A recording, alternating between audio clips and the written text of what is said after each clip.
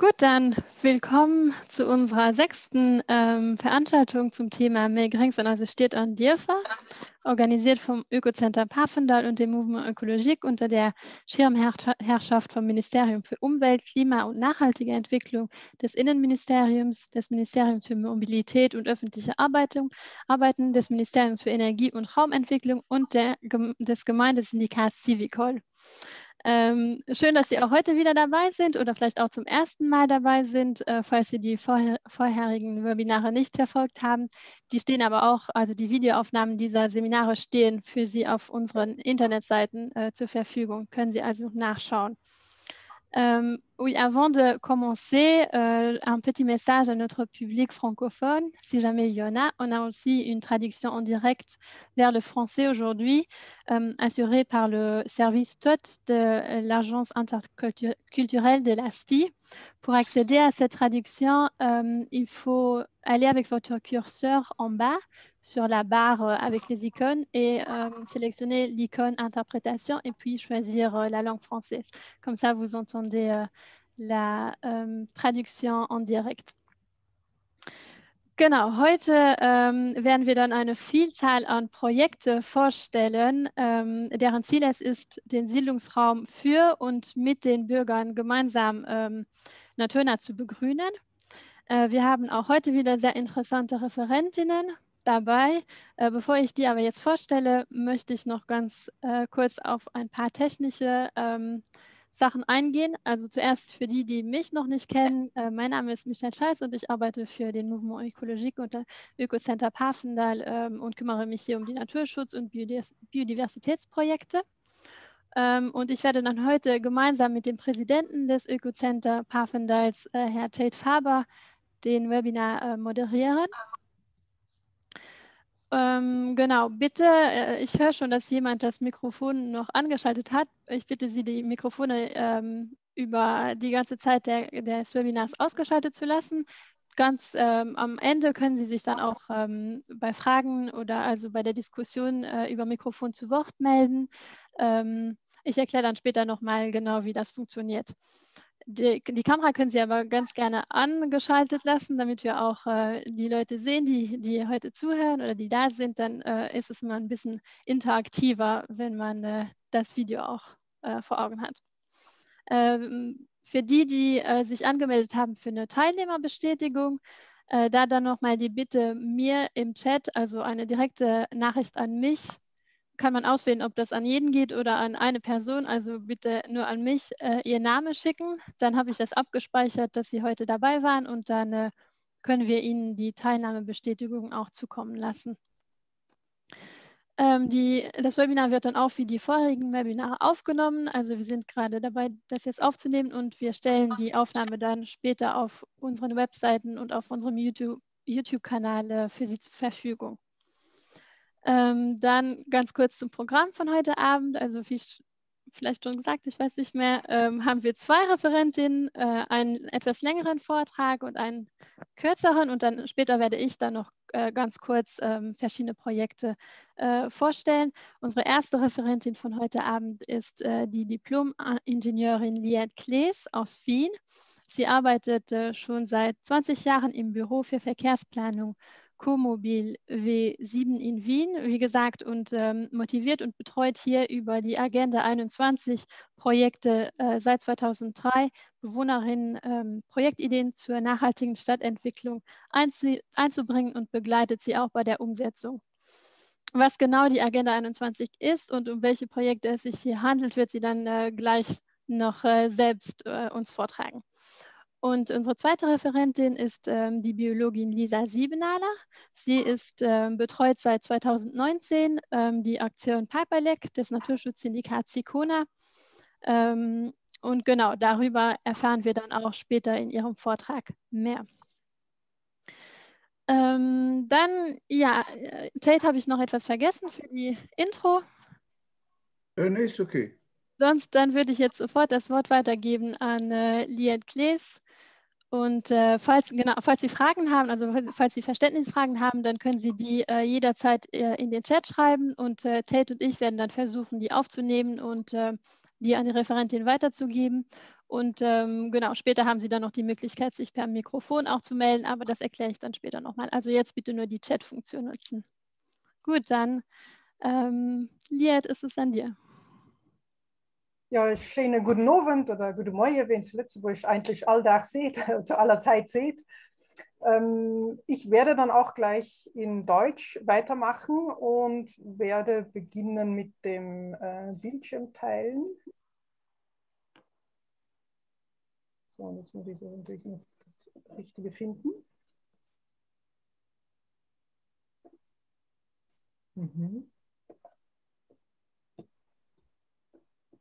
Warum auch immer das genau jetzt, da ist es. Entschuldigung. Kein Problem. So, jetzt klappt es. Jetzt klappt's. So, also ich danke für die Einleitung. Ich wurde gebeten, über Beteiligung im öffentlichen Raum zu sprechen und eben besonders über jene Projekte auch, die mit Begrünung zu tun haben. Ich selber bin Luxemburgerin, habe in Wien Landschaftsplanung studiert und bin in Wien geblieben und arbeite eben seit 20 Jahren schon im Verkehrsplanungsbüro Comobile und bin dort für Projektmanagement und Beteiligung tätig.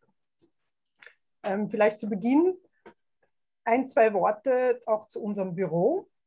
Wir sind ein Büro, das in der nachhaltigen Mobilitätsplanung tätig ist, von Mobilitätskonzepten, Mobilitätsmanagement, Projektmanagement bis hin zur Entwurfsplanung, vor allem natürlich im Bereich öffentlicher Verkehr, aktive Mobilität, zu Fuß gehen, Radfahren, sind auch im Bereich der Verkehrstechnik und der Modellierung tätig. Hin und wieder haben wir auch Forschungsprojekte, aber auch sehr viel in der Beteiligung, und das ist eben der Bereich, wo ich vor allem tätig bin.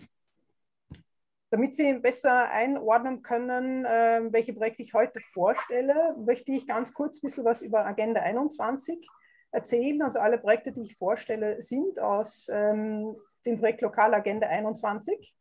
Das wurde 1992, das ist ein Aktionsprogramm, das 1992 vom UN-Weltgipfel in Rio de Janeiro beschlossen wurde und auch 1996 vom damaligen Bürgermeister in Wien unterzeichnet. Und seit 1998 ist es ein fixes Programm, das in Wien läuft.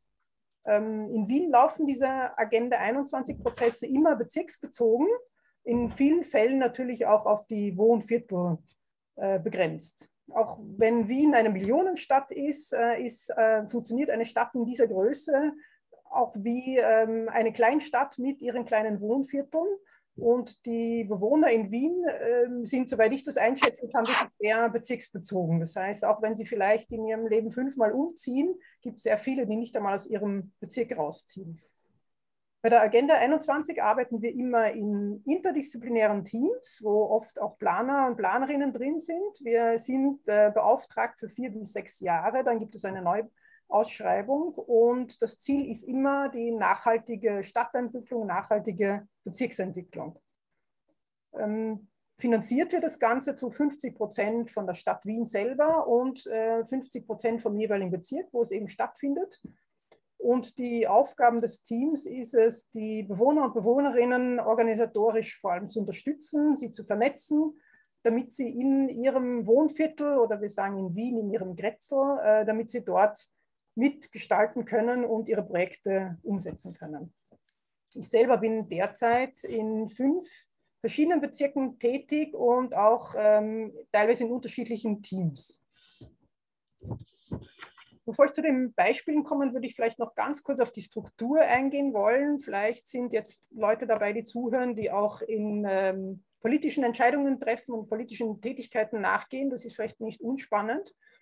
Das hier sind die unterschiedlichen Akteure, Akteurinnen, die bei der Agenda 21 dabei sind. Ich beginne mal links unten. Das sind die wichtigsten, die Bewohnerinnen. Diese arbeiten gemeinsam in Agenda-Gruppen, nennen wir das dann, zu einem gewissen Thema. Und je nach Thema betreuen wir das dann auch aus unserem Team unterschiedlich, je nachdem, welche Fachrichtung da am sinnvollsten ist. Diese Agenda-Gruppen verfassen jeweils ein Leitbild zu dem Thema, zu dem sie arbeiten wollen, treffen sich in der Regel alle 4 bis 6 Wochen und arbeiten an diesen Themen. Und Gruppen sind zum Beispiel ganz klassisch eben Gemeinschaftsgärten, Gruppen, die sich zum Radfahren engagieren oder für Bäume in ihrer Straße, Lebensmittelkooperativen, das Thema zu Fuß gehen kommt sehr stark auf, gerade Sprachcafé, also wo Leute untereinander Deutsch üben, bis hin zu Holocaust-Gedenkgruppen oder ähnliches.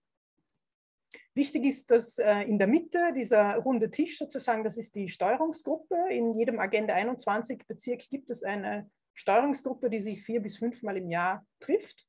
Das organisieren wir als Agenda-Team und dort sind die Sprecher und Sprecherinnen der Gruppen. Dort ist jede politische Partei vertreten, die in diesem Bezirk im Bezirksparlament sitzt. Teilweise laden wir auch Experten und Expertinnen ein oder auch einzelne Bewohnerinnen, die noch was einbringen. Und das ist eigentlich ein wichtiger oder das Kernelement, ein wichtiger Austausch, wo die Projekte, die von den Bewohnerinnen eingebracht werden, auch besprochen werden. Dort sitzen wir natürlich als Team drinnen, das Agenda-Team, das ist oben das Orangene. Und wir sind in ständigem Kontakt auch mit der Stadt Wien, also mit der Stadtverwaltung, um diese Projekte dann auch vorantreiben zu können. Das ist wichtig, das ist kein politisches Gremium, es werden dort keine politischen Entscheidungen getroffen, aber es werden die Projekte mit der Bezirkspolitik besprochen, sodass wir auch sehen, in welche Richtung wir gehen können, um in die Umsetzung auch zu kommen. Ja, wie kommt es zu diesen Gruppen oder wie kommt es überhaupt zu diesen Projekten? Wichtig ist, denke ich, ein Perspektivenwechsel. Wir als Agenda-Team sprechen die Leute direkt an, fragen sie nach ihren Ideen für ihr Wohnumfeld.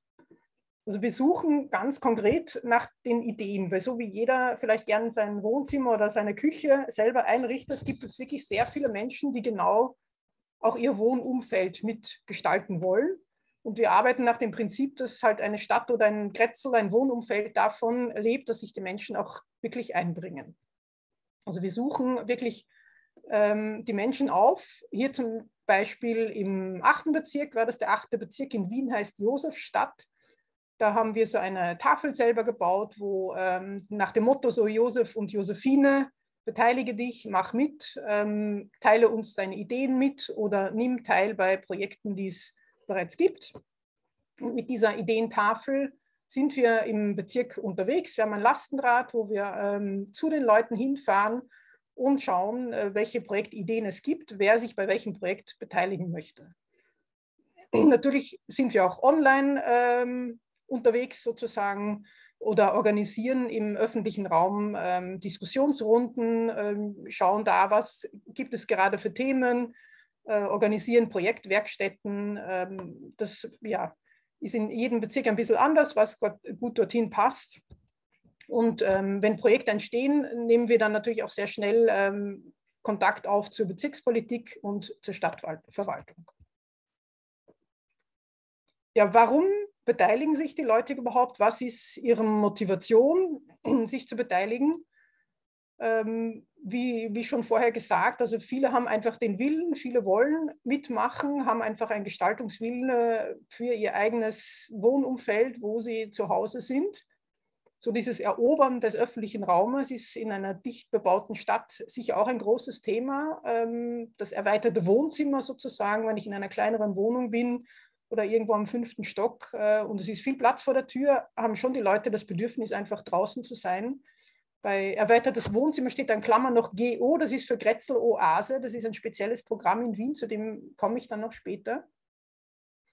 Dann auch ganz klar natürlich auch die Motivation, mit der Nachbarschaft was zu unternehmen, Mitteilungsbedürfnis und etwas bei den Projekten jetzt, die ich vorstellen werde, natürlich auch etwas tun gegen die Hitze in der Stadt. Die Josefstadt, also der 8. Bezirk, in dem ich arbeite, da gibt es 25.000 Einwohner. Wir haben in etwa 85 Aktivitäten pro Jahr und natürlich wirken diese Projekte in den ganzen Bezirk hinein. Ja. Also es gibt natürlich auch Leute, die sich nicht beteiligen. Es gibt unterschiedliche Motivationen, warum sie sich nicht beteiligen. Das ist ganz klar Zeitmangel. Wer sich einbringen will, braucht Zeit, braucht Geduld, je nachdem, was es ist, wirklich viel Ausdauer. Es gibt auch Leute, die sich nicht so interessieren für ihren Raum rundherum oder nicht konsensbedürftig sind, die weniger Interesse haben am Austausch. Und auch wenn Projekte zerstört werden, also Vandalismus ist in einer Großstadt natürlich auch Thema, obwohl es jetzt in Wien sicher jetzt nicht so schlimm ist, sage ich mal. kann das auch ein Grund sein, dass man sagt, nein, bei so etwas möchte ich nicht mitmachen. Natürlich ist es eine gewisse Schicht an Menschen, die sich beteiligt. Wir haben bei der Vorbereitung zu diesem Workshop uns auch kurz ausgetauscht und darüber gesprochen. Die Menschen sind im Schnitt zwischen, ich sage mal, Mitte 30 bis Mitte 50, die sich beteiligen, eine gewisse Schicht auch sehr gebildet, die sich beteiligt. Aber ich denke, wenn die Projekte in Richtung nachhaltige Bezirksentwicklung gehen, wirken sie natürlich im gesamten Bezirk und bringen auch dem Wohnviertel etwas. So, jetzt komme ich gleich zu den Projekten in Richtung Begrünung und Beschattung. Da ist natürlich die Frage, was kann ich da selber tun, wenn ich da wohne oder wenn nicht jeder besitzt ein Haus. Ja? Also wir motivieren die Leute zu den Dingen, was man selber tun kann, wo man ganz klar ganz allein was machen kann. Natürlich kann man auch Ideen einbringen und andere überzeugen in verschiedenen Runden. Die Menschen sind entweder Mieter, Mieterin oder besitzen ihre Wohnung, Hausgemeinschaften, also es gibt Häuser, wo alle ihre Wohnung besitzen, es gibt Häuser, wo das gemischt ist. Wir sind in Kontakt auch natürlich mit Hausbesitzern, Hausbesitzerinnen, das sind teilweise Privatpersonen, aber auch dann Unternehmen mit Geschäftsleuten und natürlich Politik, Bezirkspolitik bis hin zur Stadtverwaltung. Natürlich gibt es da unterschiedliche Ebenen, wo man sich einbringen kann und diese Akteure versuchen wir miteinander zu vernetzen und dass sie miteinander an den Projekten arbeiten und zwischen all diesen Personen bewegen wir als Agenda 21 Team, bewegen wir uns und versuchen gemeinsam Lösungen zu finden, um die Projekte auch umzusetzen. Die beiden Fotos, da kann ich vielleicht noch ganz kurz was dazu sagen. Das obere Foto, das ist ein Teilstück von einer Straßenumgestaltung gewesen, wo eine Gruppe zusammengekommen ist. Also da sitzen an dem Tisch ein, zwei Leute von unserem Team. Dort sitzen Bewohnerinnen, Leute aus der Stadtverwaltung, aus der Bezirkspolitik und eine Verkehrsplanerin auch, die uns beraten hat. Und das untere, das ist ein kleineres Projekt, da geht es um einen öffentlichen Bücherschrank, wo wir uns auch vor Ort getroffen haben mit Bezirkspolitik, dem Tischler, der das umsetzen soll und Bewohnerinnen, um zu schauen, eben, wie man das vor Ort umsetzen kann. Ja, das waren jetzt die Leute, die da involviert sind. Welche Projekte könnten das sein?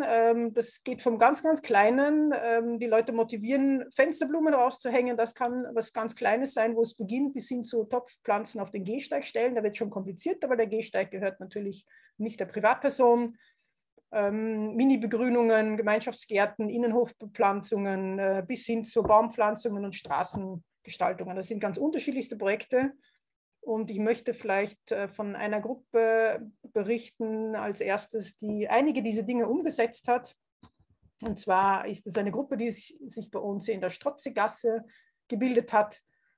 Das ist eine Seitenstraße von einer größeren Einkaufsstraße. Und dort gibt es viele so kleine Geschäfte, eigentümergeführte Geschäfte, eine Konditorei, ein Yoga-Studio, ein Wirtshaus, sogar ein Haubenlokal gibt es dort, eine kleine Buchhandlung, ein Kleidergeschäft, die selber auch nähen, ein Sportartikelgeschäft, also ganz unterschiedlich. Und die sind 2017 an uns, oder eine Person von diesen ist 2017 an uns herangetreten, nämlich ans Agenda-Team. Und der eigentliche Wunsch war, wir wollen Bäume in unserer Straße haben. Das geht natürlich nicht so einfach, also haben wir angefangen, Leute aus der Gasse, von diesen Geschäften vor allem, aber auch Bewohner, Bewohnerinnen zusammenzubringen und haben mit ihnen, wie ich anfangs erzählt habe, ein Leitbild geschrieben, was sie denn wirklich wollen, welche Ziele sie verfolgen, mit welchen Maßnahmen das sein könnte. Das ist jetzt da nur ein Satz aus diesem Leitbild, also sie wollen einen urbanen Treffpunkt entstehen lassen. Es ist wirklich ein familiärer Charakter in dieser Gasse, weil es ganz viele kleine eigentümergeführte Geschäfte gibt und sie wollen einfach die Nachbarschaft dort aufleben lassen. Wir haben mit ihnen ein Logo entwickelt. Das ist dieses Logo, das Sie dort sehen, Mein Strotzegrund mit dem Achter drinnen, also ist im 8. Bezirk, weil sie nicht nur diese eine Gasse bezeichnen wollten, sondern halt auch die Seitengassen mitnehmen wollten. Und dort sieht man schon auf dem Bild, also 2017, als sie an uns herangetreten sind, hat es weder diese Sitzgelegenheit gegeben, noch da die Bäumchen, die man im Hintergrund sieht. Aber wir haben dann, wie bei der vorigen Folie erklärt, mit kleinen Dingen begonnen, weil ein Baumpflanzen natürlich in einer Großstadt auch nicht von heute auf morgen funktioniert. Das heißt, wir haben mal begonnen mit Topfpflanzen. Also da links sieht man das Geschäft vorher und nachher. Die Wienerinnen sind gewohnt, für alles ein Formular auszufüllen, für alles eine Genehmigung einzuholen. Wenn sie nur einen Sessel rausstellen wollen auf den Gehsteig, braucht es eine Genehmigung von der Behörde. Und diese Schritte sind wir mit den Leuten gemeinsam gegangen und haben geschaut, was dann da möglich ist. Und da ist eben auf der einen Seite, wo der Gehsteig breit genug war, sind diese Topfpflanzen entstanden. Vielleicht genau, da ist noch eine Ansicht von der anderen Seite. Und ja, wir sind drauf gekommen, dass das alles nicht ganz so einfach ist und dass es auch für uns schwierig sein wird, jetzt das mit jedem Einzelnen durchzugehen, und haben deshalb einen Flyer entwickelt, wo ganz genau erklärt ist, wie man eine Topfpflanze auf den Gehsteig bekommt, wo dieser Antrag gestellt werden muss, was da drin stehen muss, was wichtig ist, auf was man achten muss und so weiter und so weiter. Das Wichtigste im Endeffekt sind in Wien die 2 Meter Gehsteig-Restbreite. Also man darf was rausstellen, wenn der Gehsteig nachher noch 2 Meter übrig ist. Und diesen Flyer versuchen wir noch heute, also der ist schon in 2. neuer Auflage, den versuchen wir heute noch sehr stark zu verbreiten und die Leute zu motivieren, das auch selber zu tun und zu begrünen. Das nächste war dann, einen Treffpunkt in der Gasse zu schaffen. Und da haben wir mit der Kung-Fu-Schule, die auch dort in der Gasse ist, diese Holzsitzgelegenheit gebaut. Das ist eben diese Grätzl-Oase, von der ich zu Beginn auch ganz kurz was gesagt habe. Also da werde später noch erklären, das sind so Holzsitzgelegenheiten, die man in der Gasse selber bauen kann und auch finanzielle Unterstützung dafür bekommt.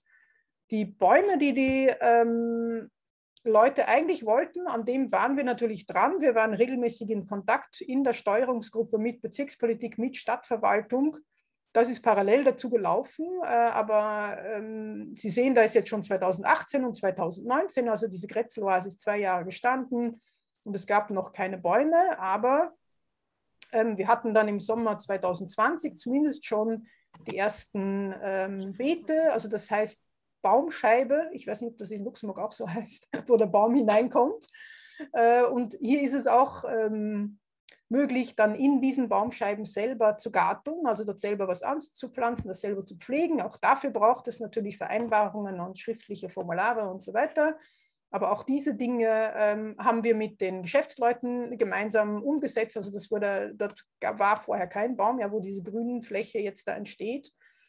Das heißt, die Geschäftsleute haben auch dort selber gegartelt. Da ist jetzt schon ein bisschen mehr gewachsen, sieht man. Ganz wichtig ist natürlich auch die Politik einbinden. Die Bezirkspolitik ist sehr gerne natürlich auch auf Fotos drauf und in der Zeitung drinnen, was sie alles tun in ihrem Bezirk. Da vorne in dem blau gestreiften Kleid, das ist die damalige Bezirksvorsteherin gewesen. Also wir machen auch parallel dazu Öffentlichkeitsarbeit, weil für die Politik das natürlich sehr wichtig ist auch. Ja, und da im Frühjahr 2021 sind tatsächlich dann 3 Bäume gekommen.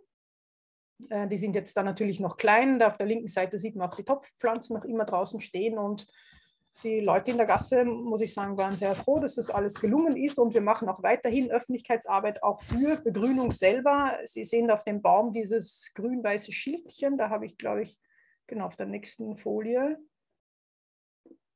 Sofern das jetzt, genau, das waren jetzt 2. Genau, das sind so Schilder, die wir auf diese Bäume gehängt haben, die einfach darauf aufmerksam machen, wie wichtig Bäume sind.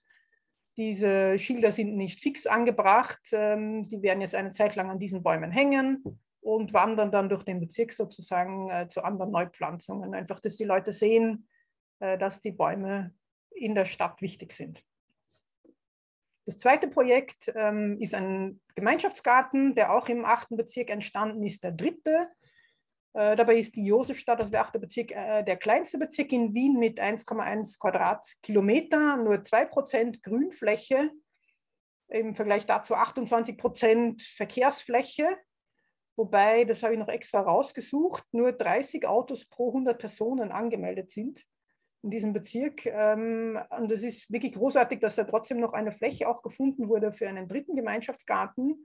Ich denke mal, das Prinzip Gemeinschaftsgärten brauche ich nicht extra erklären. Wir haben viele Begehungen gemacht, Gesprächsrunden mit Stadtverwaltung, weil natürlich der Grund gehört der Stadt Wien. Der Bezirk verwaltet das nur. haben viele Orte angeschaut, besucht, wieder liegen lassen. Das Ganze hat relativ lange gedauert und nach 2 Jahren irgendwann wurde dann eine Fläche gefunden. Das sieht man unten schon am Zaun, wo die Nachbarschaft informiert wurde. Anfangs gab es auch Beschwerden, weil eine öffentlich zugängliche Wiesenfläche zu einem Gemeinschaftsgarten wurde.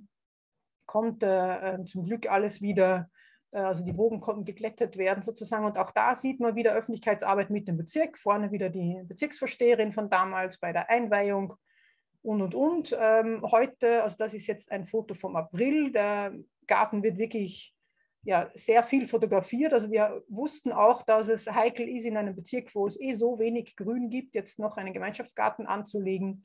Und pflegen ihn wirklich großartig und wir kriegen mittlerweile sehr viel öffentlichen Response und es ist auch viel in den Medien und das klappt eigentlich ganz gut. So, jetzt möchte ich nochmal zurückschauen auf die Liste. Also Fensterblumen werde ich nichts dazu sagen, aber Topfpflanzen haben wir, Gemeinschaftsgärten haben wir, Baumpflanzung, vielleicht gleich noch zu den Mini-Begrünungen. Es gibt auch viele Möglichkeiten, ganz kleine Begrünungen zu machen. Das gefällt sehr vielen Leuten und machen viel mit. Also links eine Grätzeloase, auch die bepflanzt ist. Auch diese Wanderschuhe, die bepflanzten, gibt es in der Josefstadt einige, die herumhängen oder auch aus alten so Banner haben die Gemeinschaftsgärten so Taschen genäht, die dann auch aufgehängt werden und bepflanzt werden. Das ist in einem anderen Bezirk, das ist ein Fußweg zwischen 2 Häusern, wo nur ein ganz schmaler Weg ist. Dort haben wir ein Nachbarschaftsfest organisiert und die Leute motiviert, sich dort zu beteiligen zum Begrünen. Und während dem Fest wurden eben Ideen aufgehängt und sich ausgetauscht und schlussendlich wurden 2 Hochbeete gebaut und bepflanzt. In solchen Dingen versuchen wir natürlich das ganze Umfeld einzubinden. Es hat dort auch eine Schule mitgemacht und die Kinder haben dort auch gepflanzt und die Pflanzen gepflegt. Und das ist schon, ich glaube 2016 ist da gestanden, das ist schon ein paar Jahre her und immer noch ist es eigentlich ein Beet, das auch in unserer Obhut ist, wo wir versuchen, wenn Leute dort nicht mehr mittun, immer wieder neue Leute zu finden. Dann genau auch bei einer neuen Straßengestaltung ist interessanterweise, das ist ein Projekt vor 3 Jahren schon jetzt, glaube ich, die wurde neu gestaltet, also sollte saniert werden und da waren wir auch in die Umgestaltung involviert. Das ist die Straße vorher und das ist die Straße nachher.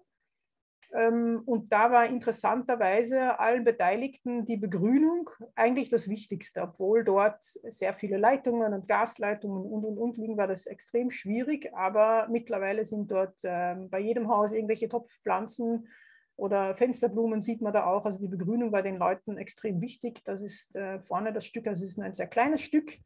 Aber da, obwohl es darum ging, eigentlich eine Begegnungszone einzurichten und die Straße neu zu gestalten, war die Begrünung, war das, was die Leute wollten.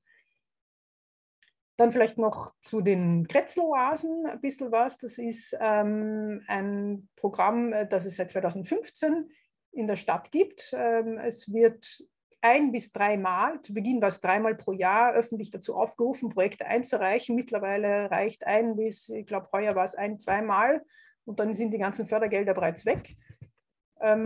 Gestartet ist es damals mit 1 oder 2 solcher Grätzloasen für ganz Wien. Mittlerweile stehen über 90.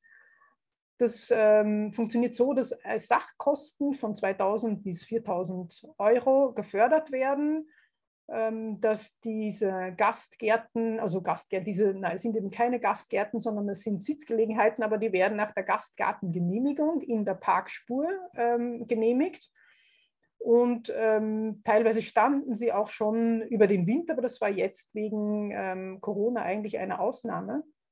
Das sind öffentlich zugängliche Aufenthaltsbereiche, es darf dort nichts Kommerzielles irgendwie konsumiert werden, also das darf nichts verkauft werden, keine Getränke. Und es soll begrünt werden, nur dann gibt es auch Förderungen dafür. Auch da werden wir immer wieder involviert in solche Projekte, dass Leute sagen, sie wollen einfach so eine Grätzloase haben, dann machen wir mit ihnen Workshops, erarbeiten mit ihnen, wie es ausschauen soll, basteln das mit ihnen, helfen ihnen bei der Einreichung, bis hin zum Bau dann vor Ort, wo das zusammengebaut wird, bis hin zum Eröffnungsfest. Also das ist jetzt einfach eine Nachbarschaft im 18. Bezirk gewesen, auch schon mit Schulen haben wir so etwas gemacht, haben mit Schulen auch Entwurfsworkshops gemacht und die Dinge gebaut. Involviert sind da natürlich dann auch Tischler, damit das Ganze auch nachher noch länger steht. Es gibt auch Tischler, die selber Projekte einreichen. Das schaut dann schon nobler aus.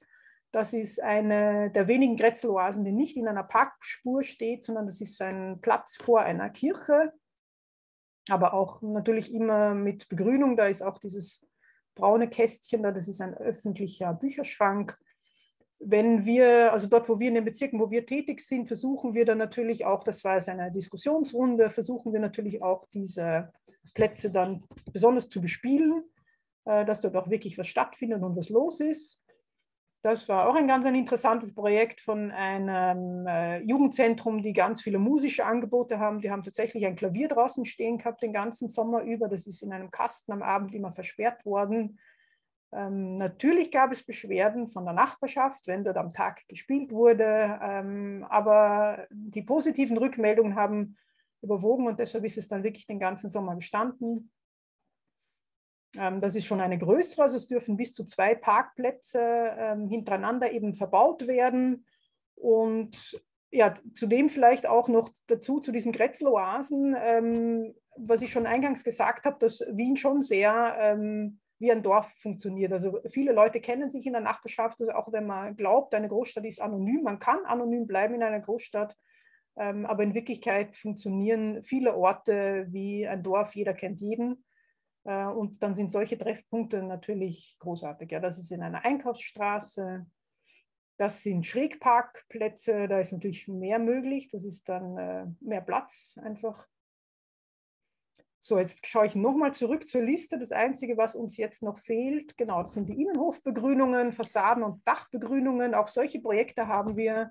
Jetzt kann ich noch kurz eine Frage stellen zu den Grätzel-Oasen. Bitte, Du hast gemeint, dass die nur im Sommer da stehen und meistens im Winter. Was passiert denn im Winter mit denen? Also weil es über die Gastgartengenehmigung funktioniert, bekommen die eine Genehmigung von Anfang März bis Ende Oktober, weil nur so lange auch die Gastgärten draußen stehen. Also das sind die Terrassen, würde man in Luxemburg sagen, genau. Und letztes Jahr wegen Corona hat es geheißen, es ist sowieso so wenig Platz in der Stadt, dass man sie über den Winter stehen lassen darf. Einige sind über den Winter gestanden und dazwischen sind die eingelagert, weil es über eine Förderung von der Stadt Wien funktioniert, also die Sachkosten eigentlich über die Stadt Wien laufen, gehört dort jedes Holzstück und alles gehört ja eigentlich auch der Stadt Wien. Und mit dieser Förderung ist dabei, dass diese Dinge deshalb auch auf Kosten der Stadt eingelagert werden. Und das war jetzt am Ende ein bisschen ein Knackpunkt, ob diese Förderung überhaupt weiterläuft, weil die Lagerkosten immer mehr gestiegen sind, weil immer mehr Leute diese Grätzel-Oasen haben wollten, gebaut haben und die Lagerkosten explodiert sind. Also es ist letztes Jahr wirklich an der Kippe gestanden, ob es das nochmal gibt oder nicht. Es wurde jetzt ein bisschen reduziert, der gesamte Fördertopf, und es wurde eine zweite Förderschiene aufgemacht, die nennt sich Junges Grätzel, wo Projekte, die mit und für Kinder gemacht werden, im öffentlichen Raum werden gesponsert. Das heißt, Spielnachmittage auf einer Straße, solche Dinge werden jetzt gefördert. Aber die Förderung läuft nicht sehr gut. Also da ist noch sehr viel Geld über, aber bei den Grätzel-Oasen, da gab es wirklich 160 Einreichungen heuer und damit haben sie 93 finanziert. Also Grätzel-Oasen könnten noch viel mehr. Also wir von den Agenda-Teams haben alle bei der Förderstelle gesagt, bitte gibt es das Geld doch zu den Grätzel-Oasen. Das junge Grätzel, das läuft nicht. Und die Grätzel-Oasen bräuchten das Geld. Da kam auch ein Kommentar im Chat, dass es alles sehr schön aussieht. Also ja, also da sind Architekturbüros teilweise, die da mitwirken, und da sind, also ich kann, wenn man auf der Seite schaut, www.grätzeloase.at, sind auch viele Bilder, also da gibt es wirklich ganz, ganz tolle. Es gibt ganz simple, aber es gibt auch wirklich ganz tolle. Und werden die dann im zweiten Jahr wieder auf die gleiche Stelle gestellt? Oder? Genau, also viele stehen 2, 3 Jahre immer wieder am gleichen Ort. Die werden eingelagert, wieder aufgestellt. Dann bekommen sie, weiß nicht, vielleicht 300, 400 Euro Förderung nur das zweite Mal. Das sind dann die Transportkosten oder vielleicht müssen verschiedene Holzteile ersetzt werden. Aber viele, und diese schöne, die bei dem Kirchenplatz, wo ich gesagt habe, genau, dieser Tischler, der ist weggezogen und wir haben dann leider niemanden mehr gefunden, weil es muss eine Gruppe an Personen geben, die sich darum kümmert. Und wir haben dann eigentlich dort niemanden mehr gefunden, der sich darum kümmert und haben gesagt, wir als Team können einfach die Zeit nicht aufbringen und diese Grätzl-Oase ist in einen anderen Bezirk gewandert. Also die sind dann eingelagert und es gibt auch Leute, die sagen, ich hätte gern so einen Freiraum, aber ich habe keine Zeit, das zu bauen, ich kann das nicht. Dann gibt es auch fertige sozusagen, die dann übrig bleiben und die können dann woanders aufgestellt werden. Also die ist nachher in einem anderen Bezirk gestanden. Ah ja, schön. Genau, das Klavier, das war nach einem Jahr, ja, jetzt gibt es was Ähnliches ohne Klavier. Das war dann doch zu anspruchsvoll für die Nachbarschaft. Genau, dann, ich mache weiter, oder? Ist es gut? Da fehlt noch Innenhofbegrünung, Fassadenbegrünung, Dachbegrünung. Das ist dann schon sehr spezifisch natürlich. Da machen wir Erstberatung, helfen weiter, auch indem wir Informationsveranstaltungen machen oder indem wir Experten zu Webinaren einladen. Auf unserer Homepage agenda-josefstadt.at zum Beispiel gibt es ganz viele Informationen. Aber wir sind dann recht schnell auch dabei, dass wir das einfach weitergeben. Diejenigen, die hier schon, glaube ich, einige Webinare mitgemacht haben, Grün statt Grau, glaube ich, wurde schon ein paar Mal erwähnt. Das ist eine richtige Kompetenzstelle mittlerweile in Wien, die sich um Bauwerksbegrünung kümmern, machen Erstberatungen bis hin zu Projektbegleitungen. Und hier auf dem Foto sehen Sie die Bertha Tröge. Das ist ein Ergebnis von einem Forschungsprojekt für Pflanztröge, die super Hightech alles können und die jetzt auch von der Stadt Wien ganz stark gefördert werden, um Fassaden eben zu begrünen. Ich wurde auch gebeten, noch über die Wanderbäume zu sprechen. Im Jahr 2019 gab es in Wien eine Wanderbaumallee. Das ist eigentlich ein Projekt, das aus Deutschland kommt. Und zwar ist es 1992 in München das erste Mal dort umgesetzt worden. Ob das jetzt noch passiert, weiß ich ehrlich gesagt gar nicht. Im Jahr 2019 hat sich eben eine Person an unser Büro gemeldet mit dieser Idee, dass es diese Wanderbäume da in Deutschland gegeben hat und sie möchte das unbedingt in Wien auch haben. Und dann läuft halt so der normale Prozess bei uns ab, dass wir diese Leute in die Steuerungsgruppe bringen, mit der Bezirkspolitik das besprechen, mit der Stadtverwaltung besprechen. Und das Projekt ist dann so gut angekommen, dass es von der Stadt Wien selber, von der Stadträtin damals, die für Stadtplanung zuständig ist, aufgegriffen wurde. Und es geheißen hat, das wird nicht nur im 8. Bezirk stattfinden, wo es eben die Idee eingebracht wurde, sondern das werden wir gleich über mehrere Bezirke ziehen. Und schlussendlich sind 10 Bäume innerhalb von 6 Monaten und auch ein Parklet, also seine Grätzl-Oase dazu, durch 6 Bezirke gewandert. Und auch da gab es wieder Programm in diesen Parklets, natürlich vor allem, um darauf aufmerksam zu machen, wie wichtig Begrünung in der Stadt ist. Und ich habe nur rausgesucht gehabt, dass es gab 27 offizielle Veranstaltungen in diesen 6 Monaten und 550 Besucherinnen und Besucher. Man darf sich jetzt natürlich keine riesigen gassenüberspannende Platanen vorstellen, sondern das waren kleine Bäume, aber es war natürlich auch das Ziel, dass das Ganze mit Lastenrädern transportiert wird. Deshalb waren es keine riesigen Bäume und es ist natürlich auch immer eine Kostenfrage. Man sieht da im Hintergrund diese weiße Holz oder diese weiße Wand. Das war eben die Sitzgelegenheit, die auch immer mitgewandert ist. Da waren so Infotische drinnen, die auch informiert haben, eben wie wichtig ein Baum in der Stadt ist.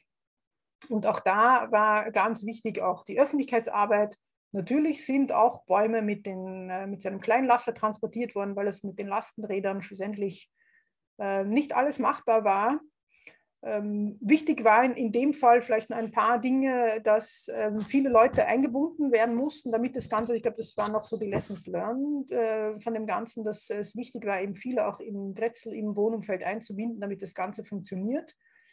Und insgesamt, denke ich mal, ist es ein Erfolgsprojekt gewesen, auch wenn es nur in einem Jahr stattgefunden hat, aber das hatte in dem Fall auch ein bisschen politische Gründe, weil es einen Wechsel gab in der Stadtplanung und die nächste zuständige Person das einfach nicht fortführen wollte, dieses Projekt.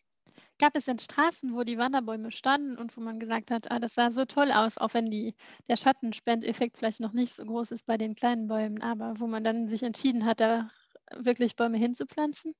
Also das ist eben genau der Punkt, würde ich sagen, wo Sie gelernt haben mit diesem Programm. Ja, also wir waren nur am Rande beteiligt, weil also das Foto davor, das war im 8. Bezirk, wo wir eben tätig waren. Also dort waren wir beteiligt, in den anderen Bezirken nicht. Dass es wichtig gewesen wäre, wirklich auch gezielt Gassen auszusuchen, wo es überhaupt möglich ist, Bäume zu pflanzen. Also es ist in der Stadt mit Gasleitungen und Wasserrohr und, ja, nicht so einfach, weil das liegt alles genau in der Parkspur, Bäume zu pflanzen. Und natürlich gab es Leute, die gesagt haben, das wäre schön und wir wollen auch Bäume hier haben. Und dann ist man drauf gekommen, es geht rein technisch überhaupt nicht oder es ist mit enormen Kosten wegen Schutzverrohrungen und so weiter nur möglich. An dieser Stelle jetzt, es ist ein Museum auch, dieses gelbe Gebäude. Dort ist tatsächlich ein Baum rechts und links dann vom Eingang gepflanzt worden, aber an einigen Stellen ging es einfach nicht. Und das war etwas, wo sie gesagt haben, wenn es wiederholt wird, dann, dass man sich vermehrt solche Orte aussucht. Weil natürlich auch da, wie bei vielen Projekten, das habe ich jetzt gar nicht erwähnt, aber bei vielen Projekten sind die Parkplätze, die dann wegfallen, ein großes Streitthema. Ja, das war auch bei den Wanderbäumen natürlich ein großes Streitthema, dass da Parkplätze durch dieses Projekt immer wieder weggefallen sind. Auch wenn es nur temporär ist, es stört die Leute. Dankeschön. Ich bin dann mit dem schon am Ende. Das ist zumindest das Bild, ich sage mal, dass wir uns als Agenda 21 Team oder auch als Verkehrsplanungsbüro uns sicher nicht wünschen. Solche Gassen gibt es sehr viele. 2/3 des Straßenraumes gehört dem motorisierten Verkehr, sehr viel zum Parken. Und das ist eben genau das, was wir nicht wollen. Und wir machen die Erfahrung, dass die Menschen wollen wirklich sich beteiligen, sie wollen mittun und werden da dranbleiben, auch wenn manche Dinge sehr langwierig sind. Aber es zahlt sich aus, damit die Gassen eben eher so ausschauen. Dieser Zierlauch da jetzt links, den man sieht, der ist derzeit in Wien an jedem Eck und der ist wunderschön und deshalb habe ich das Foto da noch reinbringen müssen. Dankeschön. Ja, vielen Dank dir für den sehr schönen, interessanten Vortrag. Also wie schon im Chat auch gesagt wurde, sehr schöne Bilder. Das macht wirklich Lust, auch so Grätzeloasen hier in Luxemburg zu installieren. Vielleicht haben wir noch 2, 3 Fragen. Tate, du hast bestimmt was notiert, oder? Ja, ich habe eine Frage von mir aus. Lia, du kennst ja Luxemburg auch mehr oder weniger. Ja. Also es gibt ja vielleicht unterschiedliche Mentalitäten. Luxemburg-Stadt ist auch nicht Wien von der Größe. Aber wenn du 3 Voraussetzungen zu benennen hättest, unter denen auch in Luxemburg, in Esch oder in einer größeren, mittelgroßen Stadt so etwas erfolgen könnte, welches wären diese 3 Voraussetzungen, um überhaupt so etwas in die Wege zu leiten? Du meinst eine Grätzeloase, diese Parklets oder allgemein? Allgemein beides eigentlich. Naja, das ist jetzt schwer sagen, weil in die Agenda 21, also diese wirklich Bottom-up-Beteiligung läuft seit 98 in Wien. Und in diesem Pilotbezirk haben sie begonnen, wirklich, da kenne ich halt nur auch Fotos davon, die sind mit einer bepflanzten, wie heißt das, Schubkarren, mit einem bepflanzten Schubkarren und mit einer Couch oder Sessel, und die sind wirklich im Bezirk unterwegs gewesen, an Plätzen, wo sie Leute treffen, und haben den Leuten erzählt, dass es die Möglichkeit gibt, mitzumachen. Also ich glaube, wichtig ist den Leuten mal zu sagen, sie können was tun. Also auch in Wien wissen viele Leute nicht, also deshalb habe ich auch das Beispiel zumindest genannt, nur die Fensterblumen. Vielen Leuten ist gar nicht bewusst, dass sie selber was tun können. Das heißt, wir motivieren sie, wir aktivieren sie, etwas zu machen. Sei es Fensterblumen, aber eben, dass sie auch eine Topfpflanze auf den Gehsteig stellen können. Also sie sehr viel reden, sehr viel informieren, sehr viel tun. Also auch diese eine Gruppe, die Strozzigassen-Gruppe, wo ich erzählt habe, die wollten Bäume haben. Natürlich kann ich als Privatperson nicht rausgehen und draußen auf der Straße Bäume setzen. Aber bis es soweit ist und wenn ich da hartnäckig dranbleibe, kann ich viele andere Dinge tun. Also aber die Initiative selbst muss eigentlich von der Stadt ausgehen, lassen wir sagen, in denen die notwendigen personellen Möglichkeiten auch eine gewisse Finanzierung ermöglichen. Das ganz sicher. Also es muss, glaube ich, professionell betreut sein, damit die Leute wissen oder motiviert werden, was zu tun. Und das, was bei der Grätzl-Oase interessant ist, die bekommen 2000 maximal, also es steht da bis 4000, aber wenig Projekte bekommen 4000 Euro. Also die meisten sind 2, maximal 3000 Euro, was jetzt nicht so wahnsinnig viel ist. Und die Leute tun, ja, die machen selber. Also ein wenig Sachkosten und es kommt ins Rollen. Also das ist wirklich, also ich glaube eben professionelle Begleitung, Sachkosten und natürlich, also Öffentlichkeitsarbeit ist, also positive Beispiele, ich habe da jetzt schöne Fotos gehabt, ja, positive Beispiele aufzeigen motiviert natürlich auch, hey, das kann ich doch auch, das will ich auch haben. Michelle, nimmst du die Fragen aus dem Chat? Ja, da war eine Frage, wie das mit der Finanzierung funktioniert und wie man skeptische Bürger überzeugen kann oder ob es überhaupt solche Bürger gibt, die skeptisch sind. Also. Ja, genug. Also die Finanzierung jetzt der Agenda 21 oder der Projekte an sich? Ich glaube, die Projekte an sich. Wenn das kleinere Dinge sind, haben wir ein Sachkostenbudget, das aber wirklich relativ klein ist. Diese Topfpflanzen zum Beispiel, das finanzieren die Leute selber. Die Genehmigung kostet 60, 65 Euro und die Pflanze. Es gibt Bezirke, die dafür Geld zur Verfügung stellen.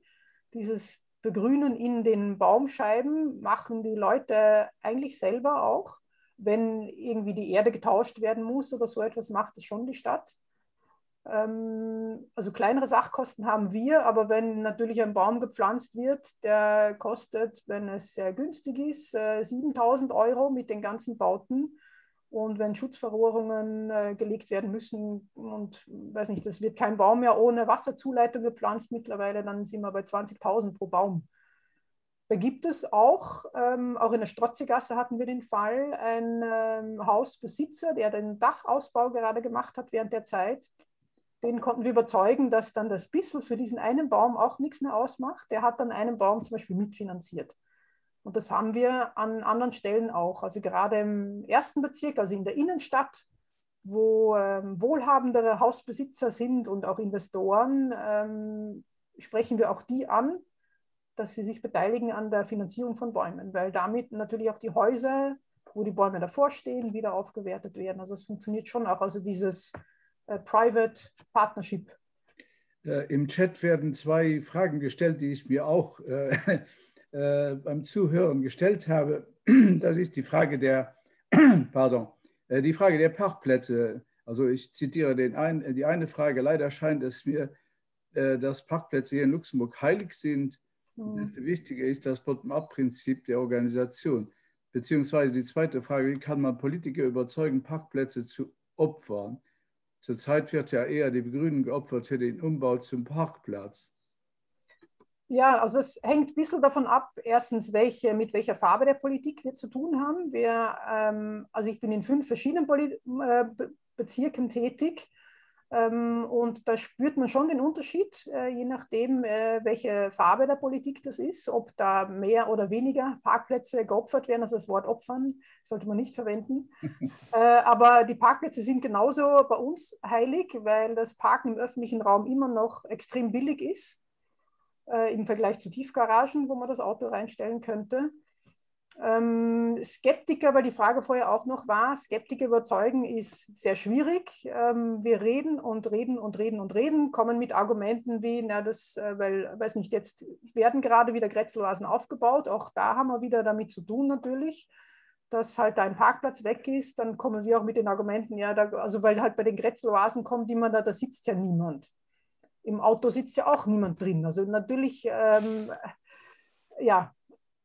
Aber wichtig ist, dass die Leute in dieser Gasse dafür sind, dass die selber auch Lobby dafür machen, dass sie das nutzen. Deshalb versuchen auch wir vom Team, die Leute zu motivieren, wenn ihr so etwas baut, schaut, dass das stattfindet, trefft euch dort. Also in der Strozzi-Gasse, die hatten jeden Dienstag zum Beispiel zu Mittag, haben die Geschäftsleute dort gemeinsam gegessen. Also die Dinge müssen genutzt werden, natürlich, dass sie akzeptiert werden.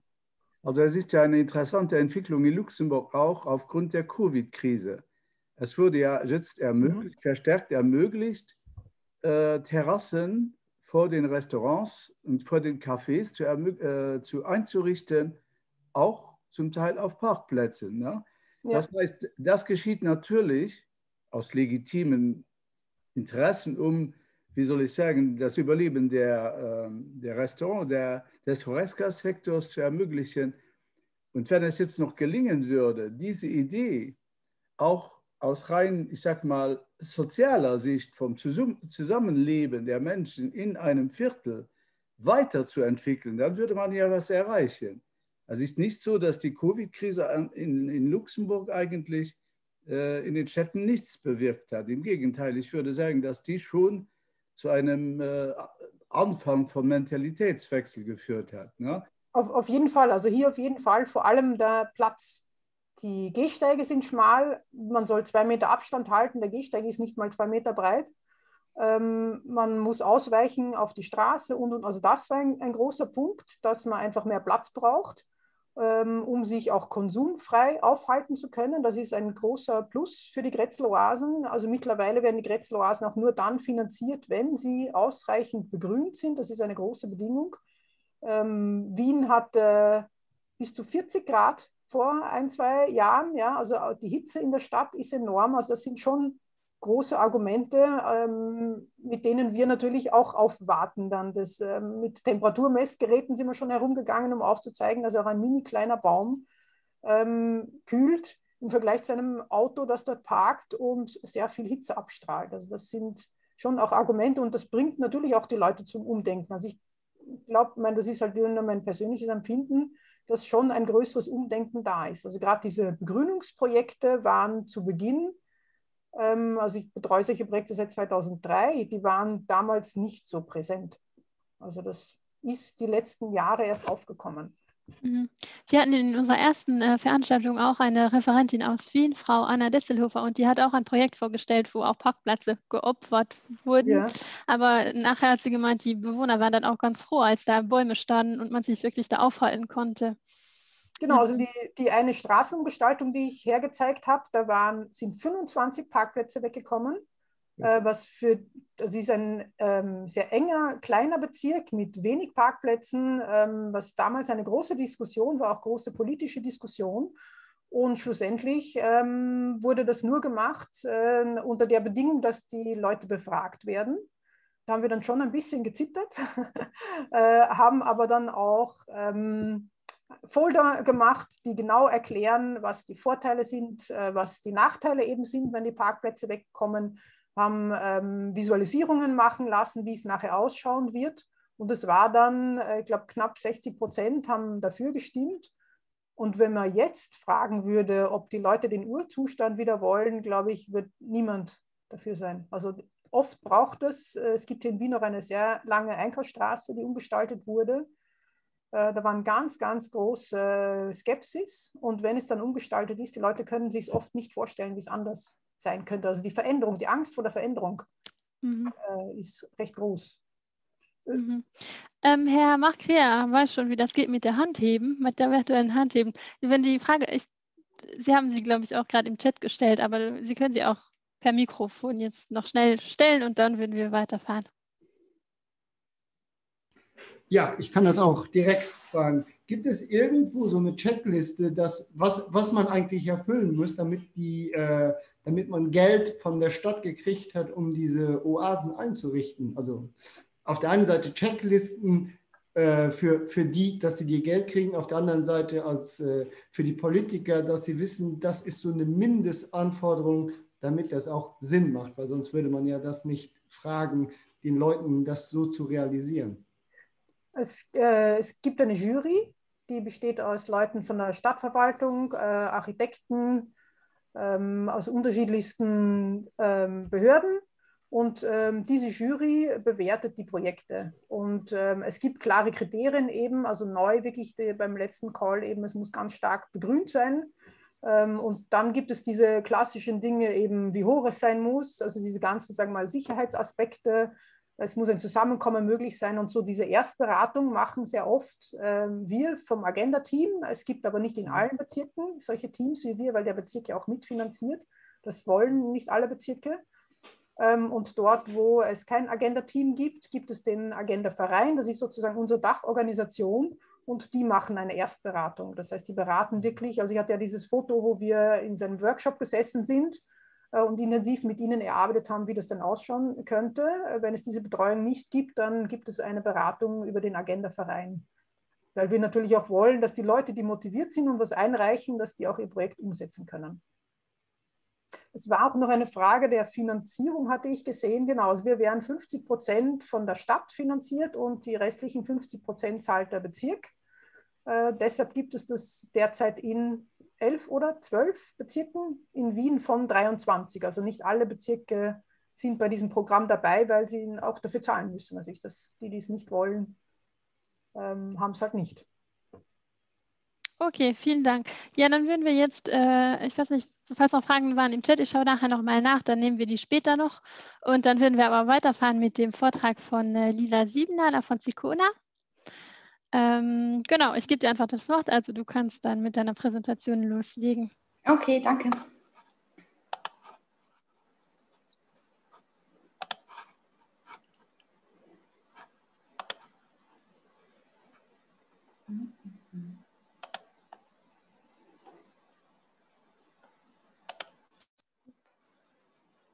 So, ja, schönen guten Abend. Vielen Dank, dass ich hier die Aktion Piperlake, auf Deutsch Aktion Schmetterling des Naturschutzsyndikats Sicona vorstellen darf. Das Projekt wurde im Jahr 2016 ins Leben gerufen, aus dem ganz einfachen Grund, dass es den Insekten bzw. den Bestäubern im Allgemeinen sehr schlecht geht. Wie Sie sicherlich schon wissen oder beziehungsweise auch im Rahmen dieser Vortragsreihe mitbekommen haben, leiden die Bestäuber darunter, dass ihre Lebensräume zunehmend zerstört beziehungsweise fragmentiert werden und natürlich auch unter der immer intensiver werdenden Landwirtschaft und unter dem Einsatz von Pestiziden. Diese Faktoren haben unter anderem zu dem großen Insektensterben geführt, also sprich dem Rückgang der Zahl bzw. der Biomasse der Insekten und oder der Artenanzahl von Insekten, also der Biodiversität. Und dieses Insektensterben führt natürlich dazu, dass jetzt aktiv Maßnahmen notwendig sind, um dem entgegenzuwirken, aus natürlich den Gründen, dass wir die Bestäuber ganz dringend brauchen. Die Aktion Schmetterling, also Aktion Piperlake nennen wir sie auf Luxemburgisch, die hat natürlich den Schmetterling als Symbol, weil das sozusagen das Insekt ist, was alle lieben und womit man sehr gut die Leute motivieren kann. Zum einen beschäftigt sich die Aktion Piperlake mit der Sensibilisierung der Öffentlichkeit und zum anderen aber auch mit der Umsetzung von praktischen Projekten auf öffentlichen Grünflächen. Bei der Sensibilisierung geht es natürlich hauptsächlich darum, die Leute dazu zu bewegen, selbst aktiv zu werden, indem man sie für Insekten begeistert, beziehungsweise ihnen beispielsweise die Schmetterlinge und die Bestäuber an sich nahe bringt. Das machen wir unter anderem damit, indem wir sie zu motivieren, bei unserer Aktion Mach mit, also Mach Mat, teilzunehmen, wo es darum geht, Schmetterlinge, die leicht zu bestimmen sind, zu beobachten und diese zu melden. Wir verteilen den Leuten Staudenpakete, die sie zu Hause anpflanzen können, um so die Schmetterlinge zu sich nach Hause zu locken sozusagen. Wir beraten die Leute natürlich auch, wie sie ihren Garten naturnah anlegen können und welche Pflanzen sie hierfür am besten verwenden sollen. Verteilen hierzu auch Infomaterial Und auf Facebook gibt es jeden Monat einen Facebook-Post zum Schmetterling des Monats, wo wir einen Schmetterling, der gerade in diesem Monat aktiv fliegt, einmal genauer darstellen und etwas über den Lebenszyklus der Art vorstellen und wie man diese Art konkret unterstützen kann. Weiterhin bekommen wir auch viele Insektenfotos zugeschickt von sozusagen den ekelhaften Insekten, die den Garten überfallen, wobei es sich dann aber meistens um ganz harmlose Arten handelt. Und da ist es unser Anliegen, diese Arten zu bestimmen und den Leuten zu sagen, um was es sich hierbei handelt und was dieses Insekt tatsächlich im Garten auch macht. Ein Beispiel wäre hier die Larven des Marienkäfers, wobei viele immer meinen, dass es sich dabei um einen Schädling handelt und dabei ist es genau das Gegenteil. Und dann freuen sich die Leute meistens zu hören, dass das ein Helferlein ist, der bei der Blattlausbekämpfung hilft. Und bei der Sensibilisierung stellen wir auch noch Nistbienenhilfen auf und beraten auch, wie man sich selbst so eine Nisthilfe bauen kann. Und zu diesen Sensibilisierungsthemen habe ich hier jetzt noch ein paar Fotos, um das zu veranschaulichen. Hier sehen Sie einmal links unser Mahmot. Ich habe gerade gesehen, meine Kamera ist gerade aus. Ich weiß nicht, ob ihr das auch. So, ist wieder an, Entschuldigung. Ganz links hier der Mahmot mit den 10 Schmetterlingen, die einfach zu bestimmen sind und die Leute jetzt mittlerweile auch ganz bequem per iNaturalist-App melden können. Und am Ende der Saison stellen wir die Ergebnisse dann einmal so wie hier in der Mitte dargestellt auch den Leuten zur Verfügung. Hier etwas rechts sehen Sie unser Infomaterial, da stehen ganz viele nützliche Informationen dran, wie man sich zu Hause einen kleinen Schmetterlingsgarten anlegen kann. Und hier ganz rechts sehen Sie noch einen Facebook-Post, hier den Schmetterling des Monats August vom letzten Jahr mit dem großen Schillerfalter.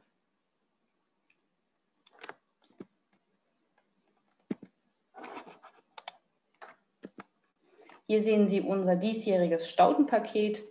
Wir setzen jedes Jahr ein neues Paket zusammen. Dabei handelt es sich um Zierstauden von unterschiedlichen Größen und aber mit dem Hauptmerkmal, dass sie so zusammengesetzt sind, dass das ganze Jahr über ein Nektarangebot vorhanden ist. Und da sind dann meistens auch ein paar eher größere Pflanzen dabei, die im Hintergrund sozusagen den Blick fangen, wie hier der Sonnenhut, oder auch ein paar kleinere Polsterpflanzen, die im Vordergrund vom Beet gepflanzt werden können. Und das ganze Pflanzenpaket kann im Garten so zusammengesetzt werden, dass das nachher auch sehr hübsch anzusehen ist, für die Bestäuber sehr attraktiv ist und nach Belieben natürlich erweitert werden kann und auch soll.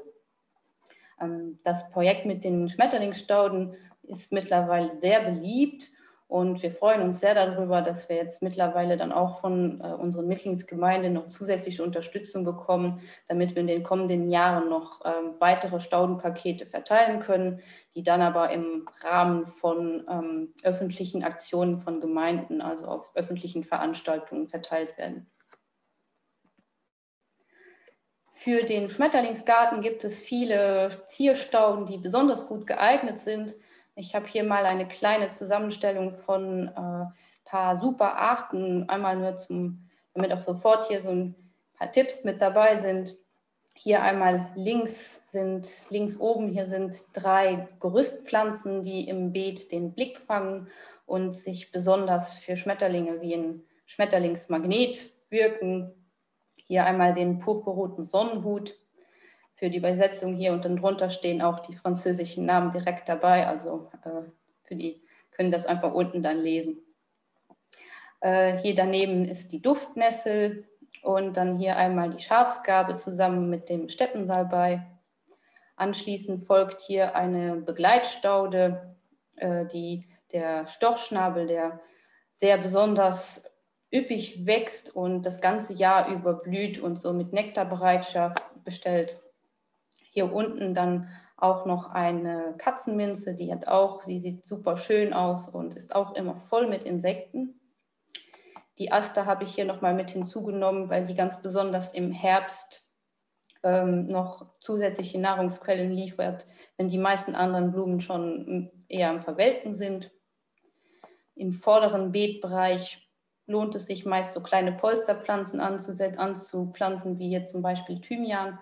Davon gibt es sehr viele verschiedene Arten, aber alle haben gemein, dass sie super schön duften, in der Küche noch benutzt werden können und gleichzeitig auch noch für die Bestäuber sehr wertvolle Nektarquellen sind.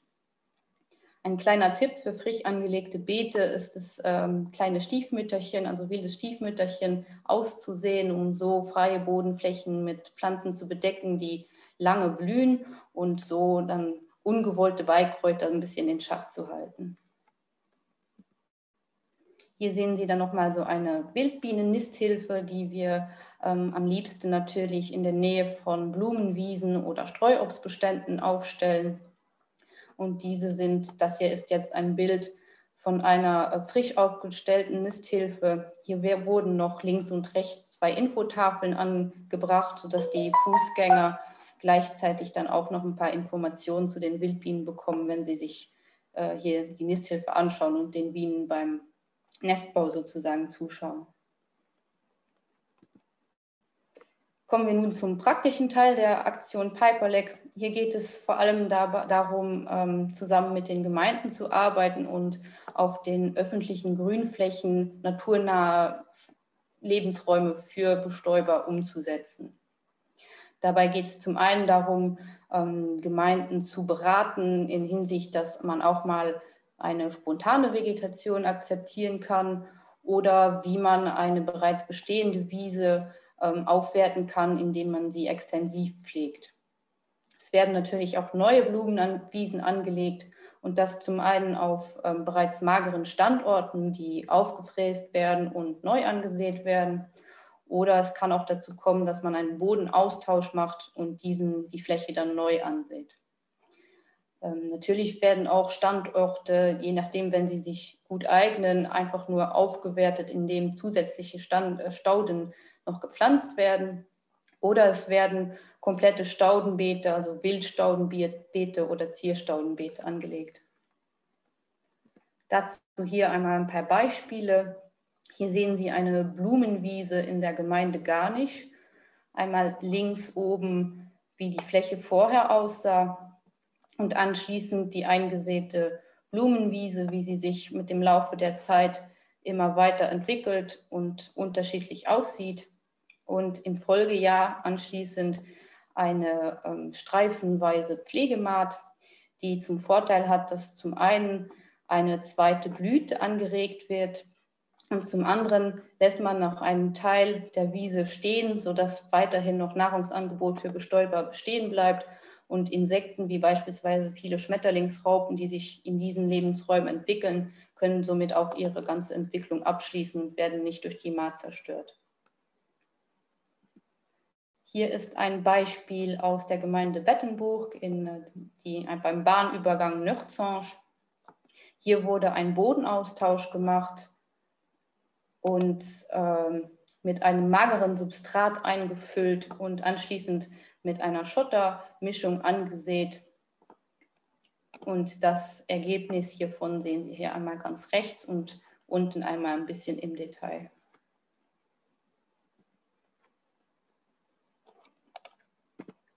Dann kommen wir jetzt zu den Staudenbeeten. Hier ist ein sehr schönes Beispiel aus der Gemeinde Dippach beim Centre Culturel Betten. Einmal links oben sehen Sie, wie das vorher ausschaute. Das war eine Fläche, die voll bewachsen war mit Hecken, die aufwendig geschnitten werden mussten. Und diese wurden komplett ausgetauscht durch Zier- und Wildstauden mit einer dahinterliegenden Blumenwiese. Und das hier ist ein sehr schönes Beispiel, das zeigt, dass manche Projekte wirklich ein paar Jahre auch brauchen, bis sie sich schön entwickeln, aber dass sich das Warten auf jeden Fall lohnt.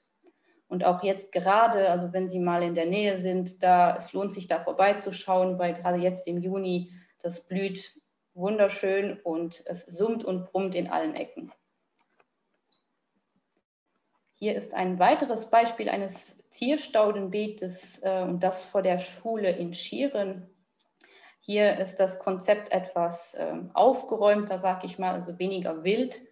Und vom Standort her hat es natürlich den Vorteil, dass hier die Kinder, die zur Schule gehen, sofort in Kontakt mit den Bestäubern kommen und auch sozusagen dann direkt die Schmetterlinge und Bienen beim Besuchen der Blumen beobachten können. Ganz wichtig ist es natürlich, die Öffentlichkeit über die Projekte, die umgesetzt werden, zu informieren und das sowohl während als auch danach, nach den Arbeiten. Und hierfür stellen wir meistens während den Arbeiten so ein Infoschild auf, dass hier was gemacht wird und dass das im Rahmen von dem und dem Projekt passiert und auch einer Kontaktperson. Und danach meistens dann auch noch eine große Infotafel, wo steht, wofür dieses Projekt umgesetzt wurde. Alle diese Informationen haben wir zusammen mit unseren Partnern in einer Broschüre zusammengefasst, also den Praxisratgeber für Gemeinden zur Anlage von naturnahen Grünflächen im Siedlungsbereich. Und hier sind sozusagen Schritt-für-Schritt-Anleitungen drin, Bezugsquellen, wo man von einem Steinbruch, wo man das Austauschmaterial von Flächen her bekommt, bis hin zu Listen mit Arten, die sich gut eignen zum Anpflanzen. Und die sind eigentlich jetzt für Gemeinden, aber auch um zu Hause was umzusetzen, ist die auch natürlich auch sehr zu gebrauchen. Aktuell arbeiten wir auch hier eine neue erweiterte Version aus, die ist aber zurzeit noch nicht fertig. Ich bin mir aber sicher, wir können Ihnen diese Broschüre auch im Rahmen dieser Veranstaltung hier noch zur Verfügung stellen. Und zum Schluss möchte ich noch kurz auf ein anderes Projekt eingehen, das aber ganz eng im Zusammenhang mit den naturnahen Grünflächen der Aktion Piperlec zusammensteht. Das ist unser Saatgutprojekt, wobei natürlich das Ziel darin besteht, dass wir in Luxemburg nur Saatgut verwenden möchten mit Arten, die auch natürlich in Luxemburg vorkommen, um zu vermeiden, dass gebietsfremde Arten unsere heimische Flora verfälschen. Und hierfür haben wir ein Projekt im Laufen, wo wir beginnend erstmal mit unseren Partnern gemeinsam überall im Land Samen von heimischen Arten sammeln und diese dann anschließend in einen Aufzug geben, also es werden Jungpflanzen in Gärtnereien aufgezogen und diese werden anschließend bei Luxemburger Landwirten angebaut, um so luxemburgisches Saatgut zu produzieren. Die Ernte von den Landwirten wird anschließend zu der Firma Rieger-Hoffmann geschickt, die sich um die Verpackung und den Vertrieb der Luxemburger Wildpflanze, Saatgutmischung kümmern. Die Mischungen, die erkennt man unter dem Kürzel Lux-Blumenwiese, also Lux-Blumenwiese oder Lux-Blühstreifen. Also mit dem Kürzel finden Sie immer die richtigen Mischungen für Luxemburg. Und das auch bei der Übersicht von Rieger-Hoffmann, bei den Mischungen, da finden Sie ganz einfach die Mischung für Luxemburg und können sie da bestellen. Für kleinere Portionen, also für den Privatgebrauch, können Sie die Mischungen auch in Luxemburg selbst kaufen. Und das bei den meisten von unseren Partnern, wie bei den biologischen Stationen oder auch die einzelnen Bezugsquellen, kann ich vielleicht später dann auch noch mal in den Chat reinsteigen. Ja, weil das jetzt nur die Kurzversion hier von dem Projekt ist, hier unten auch noch mal den Link zu unserer Webseite, wo auch das Projekt dann noch mal im Detail beschrieben ist, falls da jemand noch mehr Informationen dazu haben will. Ja, und damit bedanke ich mich sehr herzlich für Ihre Aufmerksamkeit und falls Sie noch Fragen haben oder beziehungsweise mal eine Beratung brauchen für Ihren Heimgarten oder zu einem Insekt, können Sie sich natürlich immer gerne bei mir melden. Danke. Gut, vielen Dank, Lisa. Wir bedanken uns natürlich bei dir für diesen schönen Vortrag mit den tollen Bildern auch wieder. Ich hätte direkt eine Frage, außer Tate, du hättest vorher eine. Soll ich zuerst? Ja, bitte. Okay. Ich würde wissen, ob ihr die Nisthilfen und die Nisthilfen baut oder die Blühflächen anlegt, auch zusammen mit Bürgern macht oder ob das nur von euren Leuten oder von den Gemeindenarbeitern durchgeführt wird. Also die großen Nisthilfen, die werden von uns gemacht. Es werden natürlich Workshops gemacht, wo wir die zusammen mit Kindern oder sonstigen Institutionen füllen. Aber eigentlich sozusagen das Konzept dahinter ist schon von uns. Bei den Blumenwiesen wie bei den Staudenbeeten ist es mehr oder weniger genauso. Entschuldigung. Und hier ist es auch schon, ich mache das jetzt aus, so, Entschuldigung, ist es so, dass wir die Wiesen meistens entweder zusammen mit den Gemeinden anlegen, aber jetzt neuerdings hatten wir auch schon einen Teil, sozusagen ein Projekt in Walverdange, wo wir mehr oder weniger zusammen mit den Bürgern Staudenbeete bepflanzt haben. Also wir haben sozusagen das Konzept vorbereitet und die Bürger haben die Inseln sozusagen neu bepflanzt. Das waren ehemalige Schotterbeete, die jetzt ausgetauscht wurden. Okay. Ja, weil ich denke mir, wenn die Bürger das irgendwie die Möglichkeit bekommen, das mit jemandem zusammen zu machen, dann verschwindet vielleicht so ein Hemmschritt, dass man sich das selber nicht zutraut und dann hat man das schon mal gemacht und dann macht man das vielleicht auch zu Hause. Ja, genau. Das ist es auch so ein bisschen die Hoffnung dahinter. Ne? Ja, eine Frage noch von mir. Habt ihr das Gefühl, dass über diese Aktion Pijperlek, dass das auch zu einem gewissen Mentalitätswechsel in den Gemeinden führt, die mitmachen, damit diese selbst aktiv werden, um in Sachen Begrünung im Siedlungsraum, wie soll ich sagen, weitere Prozesse in die Wege zu leiten? Oder beschränkt sich das wirklich auf diese, ich sag mal, pejorativ, auf eine gewisse Konsumhaltung der Gemeinden, denen ihr eigentlich ja dieses Material, die Zusammenmischungen und so weiter zur Verfügung stellt? Hat das einen, wie sagt man das, einen Schneeballeffekt auf der Ebene der Gemeinden? Auf jeden Fall. Also was mir auf jeden Fall sehr auffällt, ist, dass wenn bis Projekte erfolgreich umgesetzt wurden, dann sind die Gemeinden auch sehr motiviert, selbst daran zu gehen, selbst Projekte auszuprobieren und ihre eigenen Erfolge sozusagen zu genießen. Also meistens ist es so, dass wir mal ein Projekt für sie umsetzen und dann probieren sie das selbst und merken, hey, wir können das auch. Und sind dann total motiviert und freuen sich jedes Jahr, uns zu zeigen, was sie mittlerweile umgesetzt haben. Und dann gibt es natürlich auch Gemeinden, mit denen wir gerne einfach zusammenarbeiten und die unsere Hilfe auch wegen Maschinen oder sonstigem Material benötigen, wo es dann Hand in Hand geht. Okay. Im Chat haben wir noch eine ganz lange Frage von Frank Adams. Ich würde, also entweder ich lese sie vor oder Sie können sich auch selber zu Wort melden, dann können Sie die vielleicht einfach selber formulieren. Ja, okay, ja, vielen Dank. Ich lese das jetzt nicht vor, aber es ist als biologischer Gemüsebauer ist das Verschwinden der Insekten für mich ein Thema seit mehreren Jahrzehnten.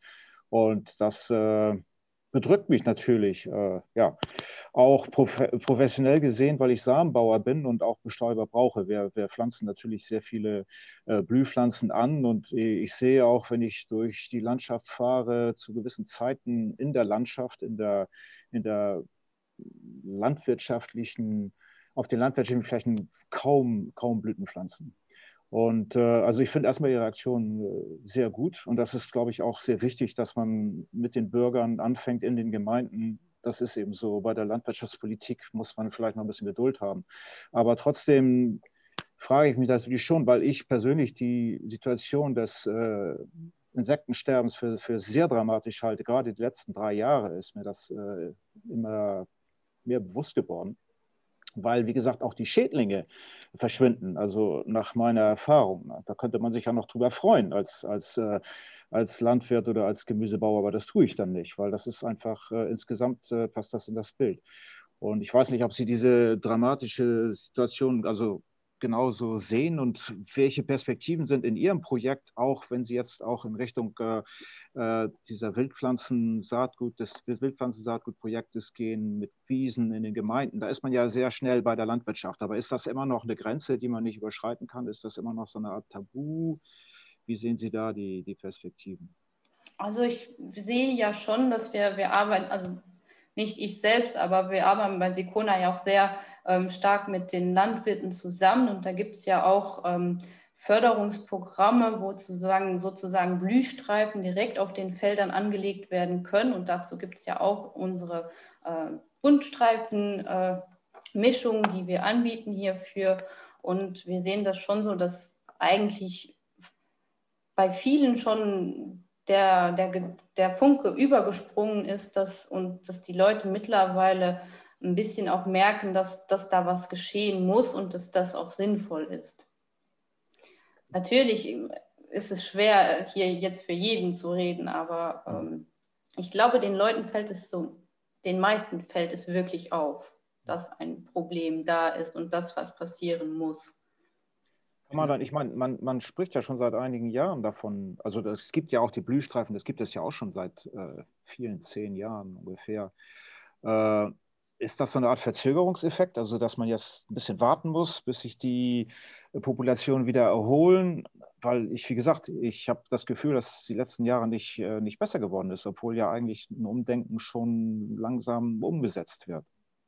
Naja, also so schnell kann man nicht das alles wieder herrichten, was in den letzten Jahrzehnten verbockt wurde, wenn ich das mal so krass sagen darf. Ne? Also man kann nicht erwarten, dass jetzt von einem Jahr auf das andere die Insekten wieder alle da sind und wieder alles Friede, Freude, Eierkuchen ist. Aber das Einzige, was wir da wirklich tun können, ist alle eine Hand mit anpacken und ein bisschen umdenken. Umdenken und selbst helfen, was dran zu ändern. Und das beginnt nun mal damit, dass man vor der Haustür lieber ein paar Pflanzen anpflanzt, anstatt Steine hinzuschütten, sagen wir mal so.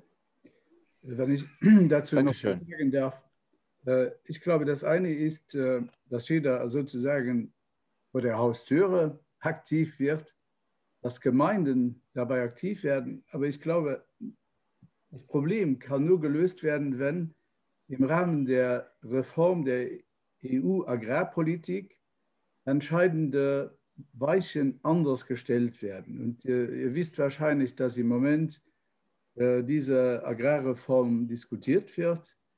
Und ich glaube, es sind da einerseits die Interessen der Landwirtschaft. Wie bringt man es fertig, dass eine mittelständige Landwirtschaft überlebt überhaupt? Nicht ausschließlich exportorientiert sozusagen in eine Zwangsjacke gesteckt wird. Und zweitens, wie erreicht man, dass eigentlich Biodiversität ein verstärkter Faktor in der Agrarpolitik wird, indem Leistungen der Landwirte eben stärker honoriert werden. Und ich glaube, diese strukturellen Reformen, die sind ebenso notwendig wie das, was jetzt von Ciccone vorgestellt wurde. Denn viele dieser Dinge, die geschehen ja eigentlich auf sehr freiwilliger Basis. Und ich glaube, man kommt nicht daran vorbei, bei aller Wertschätzung oder bei allem Respekt der legitimen Interessen der Landwirte, aber auch die Interessen der, wie soll ich sagen, der Öffentlichkeit, die bien commun, vielleicht stärker zu berücksichtigen und die Leistungen der Landwirte in der Hinsicht stärker zu honorieren. Und ich glaube, beides, man braucht beides. Und wenn ich etwas vielleicht sagen darf von Seiten des Mouvement Ecologique, wir arbeiten im Moment mit der Organisation Jungbauern, also Landjugend der Jungbauern, zusammen an einer Stellungnahme und auch in Luxemburg dann eben diese Ideen vielleicht stärker zu verbreiten. Und ich glaube, man muss es mit den Landwirten machen, nicht gegen sie. Und diese Polarisierung, die von bestimmter Seite noch immer leider gefördert wird, die hilft nicht. Aber wir sind da ein wenig abgewichen jetzt von unserem Thema. Aber ich glaube, das ist aber auch wichtig, beides eben halt zu tun. Ne? Genau. Okay, merci Lisa. Ich meine, wir machen weiter mit, ich will noch jetzt gehe ich wieder ins Deutsche. Ich habe ja auch noch eine Präsentation mit einem Projekt, mit verschiedenen Projekten, die uns zugeschickt worden sind oder auf die wir über andere Wege aufmerksam geworden sind. Genau, also es sind jetzt ziemlich viele Projekte. Ich werde deshalb ganz ziemlich schnell darüber gehen. Es sind aber auch für manche von den Projekten Vertreter, also die Verantwortlichen dafür, heute da. Also können die später vielleicht dann noch sich eben in der Diskussion melden oder Fragen dann direkt beantworten. Genau, dann fange ich mal an.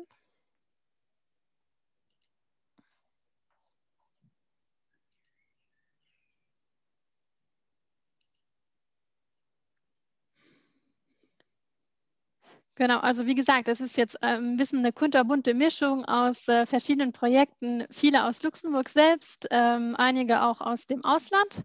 Fangen wir an mit einem Projekt, das kürzlich gestartet wurde von den Naturparken in Luxemburg, also den 3 Mühllertal und Obersauer.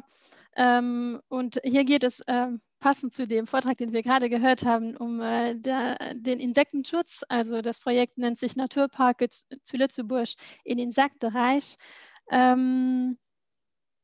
Genau, das Projekt richtet sich an die breite Bevölkerung, private Betriebe, öffentliche Träger und auch die Landwirtschaft. Die Maßnahmen und Umsetzungen sind dementsprechend auch ziemlich breit ausgelegt. So sollen zum Beispiel öffentliche Flächen ökologisch aufgewertet werden, wie wir das gerade auch gesehen haben von der Sicona. Ein interaktiver Lehrpfad zum Thema Insekten angelegt werden, eine Wanderausstellung zusammen mit dem Naturhistorischen Museum ausgearbeitet werden. Und das Projekt befindet sich gerade aber noch am Anfang, deshalb gab es jetzt noch nicht so viele Umsetzungen. Eine Umsetzung gab es aber schon im Naturpark Obersauer. Da wurde nämlich so eine Blütenwiese gemeinsam mit Bürgern angelegt in einem Workshop. Und genau, wie vorhin schon gesagt, das soll dann auch dazu beitragen, dass die Leute das dann auch zu Hause in ihrem Garten oder Vorgarten vielleicht auch umsetzen. Dann haben die Naturparke aber auch vor diesen Projekten natürlich sich auch schon für naturnahes Grün in den Siedlungen eingesetzt. Also hier wurden dann auch schon so Straßenbegleitgrün, Blühstreifen angelegt und gepflegt mit der Gemeinde zusammen. Es gab auch Verteilung von Stauden, in diesem Fall vor allem Stauden für nachtaktive Insekten an die Bevölkerung. Und im Frühjahr erhielten auch 300 Bürger auf Anfrage 5 Gramm Fugensaatmischung. Eine Initiative, die auch die Idee vermitteln soll, dass Fugen nicht unbedingt ausgekratzt werden müssen oder schlimmstenfalls noch mit Pestiziden oder also mit Herbiziden behandelt werden, sondern dass da auch, wenn man da das richtige Saatgut verwendet, kleine, robuste Pflanzen drin wachsen können, die dann, vielleicht wenn man drauf tritt, auch noch gut riechen, wie der Thymian. Und genau, das war die Idee hinter dem Projekt, das auch sehr viel Zuspruch fand. Also die 300 Päckchen, die waren ganz schnell weg, hat man mir gesagt. Und dann haben wir uns auch noch mit der Gemeinde Betternburg da umgeschaut und nachgefragt, was sie für Projekte haben. Da gibt es zum Beispiel einen Gemeinschaftsgarten seit 2015, der auf Initiative vom Jugendhaus zustande kam und jetzt über eine Konvention zwischen der Gemeinde, dem Siegel Betternburg und dem Jugendhaus funktioniert. Und auch von einem Betreuer aus dem Jugendhaus und einem Angestellten des Siegel betreut wird. Jeder Bürger kann sich da melden und mitmachen. Zurzeit gibt es eine Gruppe von 5 bis 10 Leuten, die da aktiv sind, die auch den Garten selbst, also wo die Beete hinkommen, was da angepflanzt wird, aktiv mitgestalten können. Und es finden auch in dem Garten Aktivitäten für das Jugendhaus, aber auch für Schulklassen, Kindertagesstätten und auch das Pflegeheim, das daneben steht, statt. Dann gibt es in der Gemeinde auch 2 Familiengarten für Familien, die selber keinen eigenen Garten haben. Das sind Parzellen, die angemietet werden, also ja auch eine Konvention zwischen Pächter und Gemeinde. Da sind jetzt 6 bis 8 Leute auf der Warteliste. Die Parzellen werden natürlich nicht so oft frei, weil der Vertrag läuft so lange, bis der Pächter halt kündigt oder die Gemeinde. Dann gibt es in der Gemeinde auch die Möglichkeit, Baumscheibenpate zu werden, ein bisschen wie in Wien dann wahrscheinlich. Das Konzept wurde ja jetzt auch schon erklärt. Da in Betternburg gibt es da jetzt im Moment noch nicht so viel Nachfrage. Da sind im Moment 10 Bürger aktiv, aber da wurde auch jetzt noch nicht so viel Werbung dafür gemacht. Also da gibt es noch Potenzial nach oben. Dann gibt es auch noch punktuelle Angebote, Veranstaltungen, zum Beispiel der Kanabongart, also Kinderobstwiese, wo zwischen dem 1. Oktober und dem 30. September jedes Jahr Obstbäume angepflanzt werden, und zwar für die neugeborenen Kinder des vorherigen Jahres. Die neugebackenen Eltern werden dann eingeladen und können da an der Aktion teilnehmen, auch an der Pflanzung. Und das stößt auch aus sehr, sehr viel Interesse, und die Eltern freuen sich immer. Also das ist ja eine Geste, die da vermittelt wird, und die wird ganz positiv aufgenommen. Da gibt es aber jetzt das Problem, dass nicht mehr genug Flächen zur Verfügung stehen, um die Obstbäume auch ja, artgerecht zu pflanzen, und da wird sich jetzt im Moment für eine andere Möglichkeit umgeschaut. Und dann gibt es noch die Aktion in der Obstwiese Altenhoven. Das ist der größte Hochstamm-Obstbaum-Wiese in Luxemburg. Genau, 1200 Hochstamm-Obstbäume stehen dort. Und da die Natur, also Natur und Umwelt, die Naturverwaltung übernimmt da die Pflege der Obstwiese. Aber einmal im Jahr können auch alle Bürger da sich an der Apfelernte beteiligen, und dann wird zusammen also Apfelsaft hergestellt. Und an einem anderen Tag kann man auch bei der Pflege der Bäume, also dem Baumschnitt und auch der Pflanzung von neuen Bäumen, helfen. Und da sind auch immer ganz viele Leute, die da sich beteiligen. Genau, darüber hinaus ist die Gemeinde dann auch Mitglied beim Sikona und sehr aktiv bei der Aktion Piperleg beteiligt und organisiert auch einen Tag im Wald, wo es dann um die Sensibilisierung der Bürger für Bäume und den Wald geht. Und dann gehen wir nicht so weit weg nach Differdange, also bleiben wir im Süden des Landes. Auch hier gibt es Gemeinschaftsgärten. Im Moment läuft da aber leider nicht so viel. Also es gibt zwar 4 verschiedene, die auf Gemeindenflächen ausgewiesen sind. Da sind aber auch noch Workshops in der nächsten Zeit geplant. Also da soll mehr Aktivität jetzt noch reinkommen. Und dann gibt es auch noch 18 Hochbeete, die in ganz Differdange verteilt sind, wo vor allem Kräuter drin wachsen, und an den Kräutern, also die Pflege übernimmt die Gemeinde.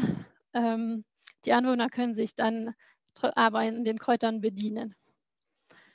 Dann gibt es hier auch einen Kindergarten. Also das ist ein bisschen anderes Konzept. Hier kümmert sich die Schule und die Kindertagesstätte um den Garten, pflanzt selbst, gießt und ja, übernimmt dann natürlich auch die Ernte.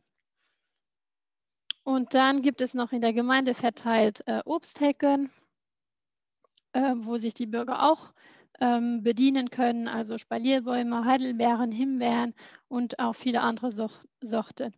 Und dann, ich glaube, die größte Aktion, oder wo am meisten Zuspruch in Differdange ist, das ist die Obstbaumaktion. Also eigentlich ist es mehr als eine Obstbaumaktion. Die wird aber so genannt, aber da können sich die Bürger einmal im Jahr entweder einen Obstbaum oder eine Weinrebe oder eine Hecke oder 4 Kletterpflanzen oder einen einheimischen Laubbaum bei der Gemeinde bestellen. Also es gibt eine Liste, da sucht man sich den raus, dann gibt man die Bestellung ab, und dann holt man sich den im November ab und kann den dann im Garten oder vor dem Haus pflanzen. Und da melden sich meinen Informationen nach 400 bis 500 Leute im Jahr. Also großer Zuspruch hier. Jetzt soll im Herbst dann auch noch Kletterrosen dazukommen als Option.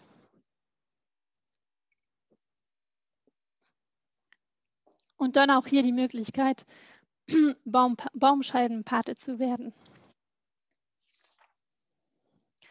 In der Stadt Luxemburg gibt es seit März diesen Jahres auch die Möglichkeit, Baumscheibenpate zu werden. Hier gab es bis jetzt 62 Anfragen, davon konnten 35 zurückbehalten werden. Unter anderem haben da auch anscheinend Gruppen angefragt, also auch Schulen oder anderen Kinderbetreuungseinrichtungen.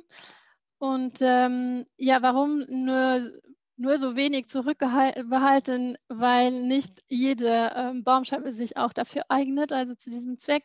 Idealerweise wäre die Baumscheibe 6 Quadratmeter groß. Das ist aber in der Realität leider ganz, ganz selten der Fall. Und genau deshalb ist es leider nicht überall möglich, diese Option anzubieten. Im Moment hängen, also oben rechts sehen Sie dieses Schild. Das soll dann auch an die Paten geschickt werden, dass sie das an ihren Baum anbringen können. Das soll dann vielleicht auch helfen, dass Hundebesitzer da mehr achtsam sind und dass die Beete dann nicht ja, wieder aufgewühlt werden, was anscheinend auch öfter der Fall ist. Und auch in Dudelange können hier schon seit 1999 Bürger Baumscheibenpate werden. Zurzeit gibt es hier auch schon 160 Paten, also hat sich schon sehr etabliert. Genau, es wird dann ab und zu nochmal im Gemeindeblatt auf die Aktion oder auf die Möglichkeit aufmerksam gemacht und dann kommen auch wieder immer neue Anfragen herein. Gut, dann gehen wir weiter zu einem Projekt in Choutranche, das schon 2012 umgesetzt wurde. Und zwar wurde hier eine Straße umgestaltet oder sollte neu gemacht werden. Und dann hat man sich entschieden, das mit den Bürgern gemeinsam zu machen, also Bürgerbeteiligung für die Umwandlung der Straße. So sah die Straße vorher aus. Und dann gab es 2 Veranstaltungen, an denen interessierte Bürger teilnehmen konnten. Hier auf dem ersten Bild, also unten links, sieht man so ein bisschen, was bei der ersten Veranstaltung rauskam. Also bei der ersten Sitzung, da wurde festgehalten, was ist der Ist-Zustand und was wünscht man sich. Also hier wurde festgehalten, zu wenig Parkplätze. Parken im Kurvenbereich soll ausgeschlossen werden. Einseitiges Parken wäre sicherer für die Kinder. Bäume sollen auf die Katastergrenze verschoben werden. Straße als sozialer Raum und auch noch ein extra Gehweg wäre notwendig. Das kam bei der ersten Veranstaltung raus und dann hat man sich noch ein zweites Mal zusammengesetzt. Da wurden dann die Resultate der ersten Veranstaltung nochmal nochmal besprochen und dann hat man sich auf die 5 wichtigsten Punkte geeinigt. Das waren dann Bäume, Beleuchtung, Parkplätze, Sicherheit für Kinder und Nutzungsmischung.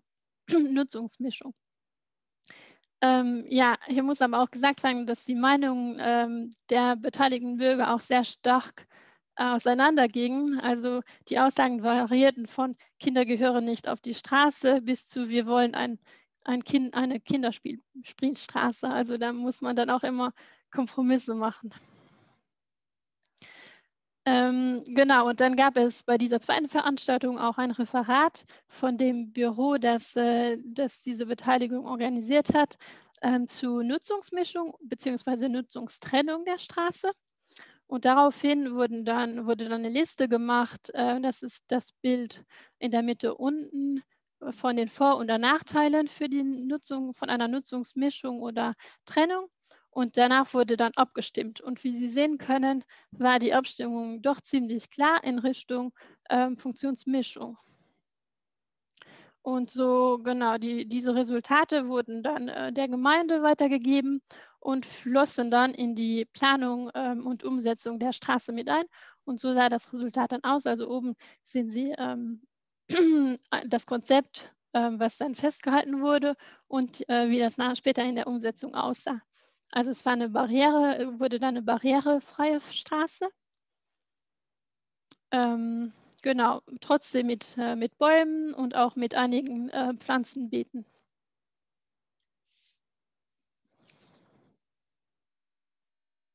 Und dann kommen wir zur Gemeinde Kehl, wo es außer 2009 schon ein Reglement gibt, über welches Bürger finanzielle Beihilfen für die Umsetzung von ökologischen Maßnahmen im Siedlungsraum erhalten können. Hier werden zum Beispiel gefördert Begrünung von Fassaden.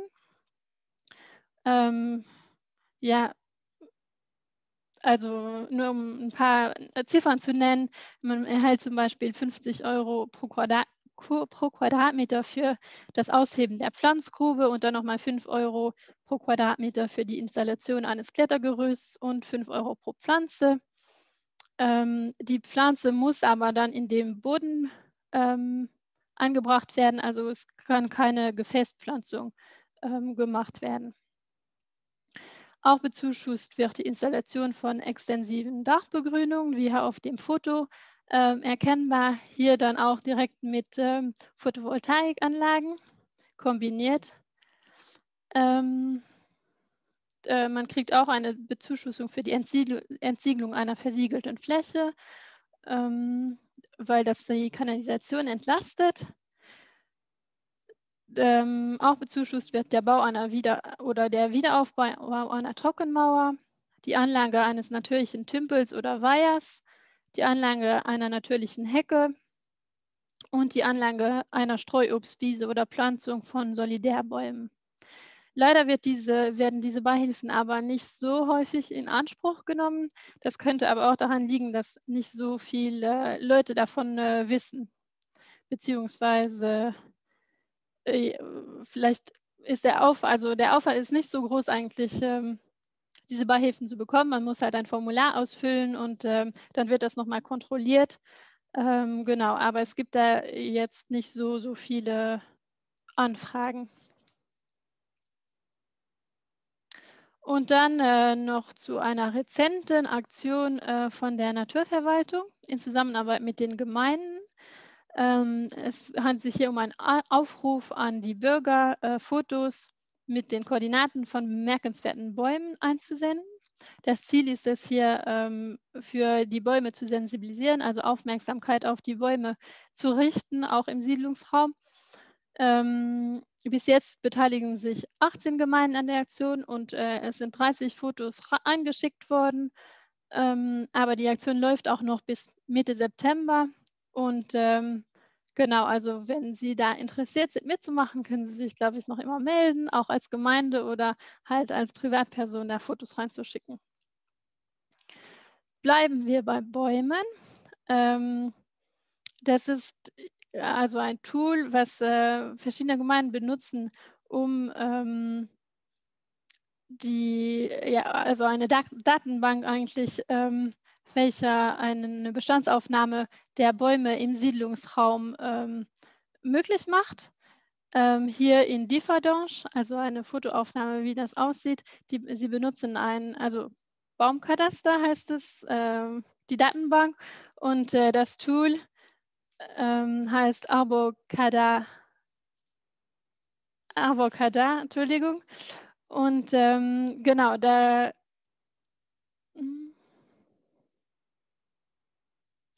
er beinhaltet nicht nur den Standort, also die Koordinaten der einzelnen Bäume, sondern auch wichtige Merkmale wie zum Beispiel die Baumart, das Alter und den Zustand und die Vitalität des Baumes.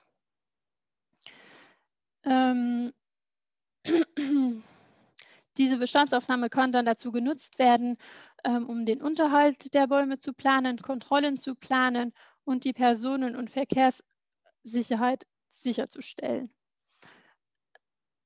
2 Baumkontrolleure sind zurzeit zuständig für die Kontrolle der Bäume und tragen die gesamten Daten, wenn nötig, zusammen in dem Tool und tragen auch die nötigen Maßnahmen, falls nötig, ein. Wird ein Problem festgestellt, erscheint der Baum dann als roter Punkt. Also wie wir hier auch sehen, da sind 2 rote Punkte in der Applikation und die 2 Arbeiter, die es in Differdange gibt, die wissen dann, okay, da ist ein Baum, da muss was geschehen und dann steht da auch, welche Maßnahme getroffen werden muss und die können sich dann darum kümmern. In diesem Fall hier geht es wohl um eine Vogelkirsche, die eine Gefahr für die Verkehrssicherheit darstellt und die in diesem Fall leider gefällt werden muss. Zurzeit beinhaltet der Baumkadaster in Differdange um die 3000 Bäume. Und auch die Stadt Luxemburg hat so einen Baumkadaster, hier schon seit 1991. seit 1995 auch in der Applikation, die aber 2012 und auch dieses Jahr wieder neu überarbeitet wurde. Und hier werden auch seit 10, 12 Jahren regelmäßig Kontrollen nach den FFL-Richtlinien der Bäume durchgeführt. Und zurzeit sind in diesem Baumkataster 20.000 Bäume, also ein bisschen mehr. Genau, diese Bäume befinden sich dann auf den Pflegeflächen des Service des Parcs der Stadt Luxemburg.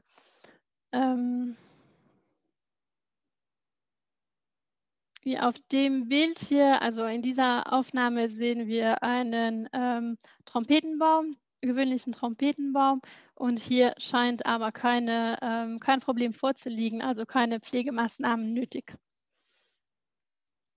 Und hier in dem Tool können die Kontrolleure sich dann auch anzeigen lassen, welche Bäume kontrolliert werden müssen.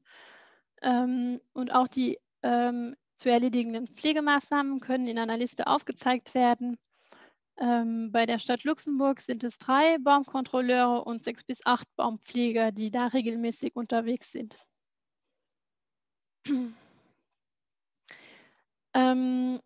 Die Verantwortlichen sind hier aber auch angewiesen auf die Mitarbeit von den Einwohnern.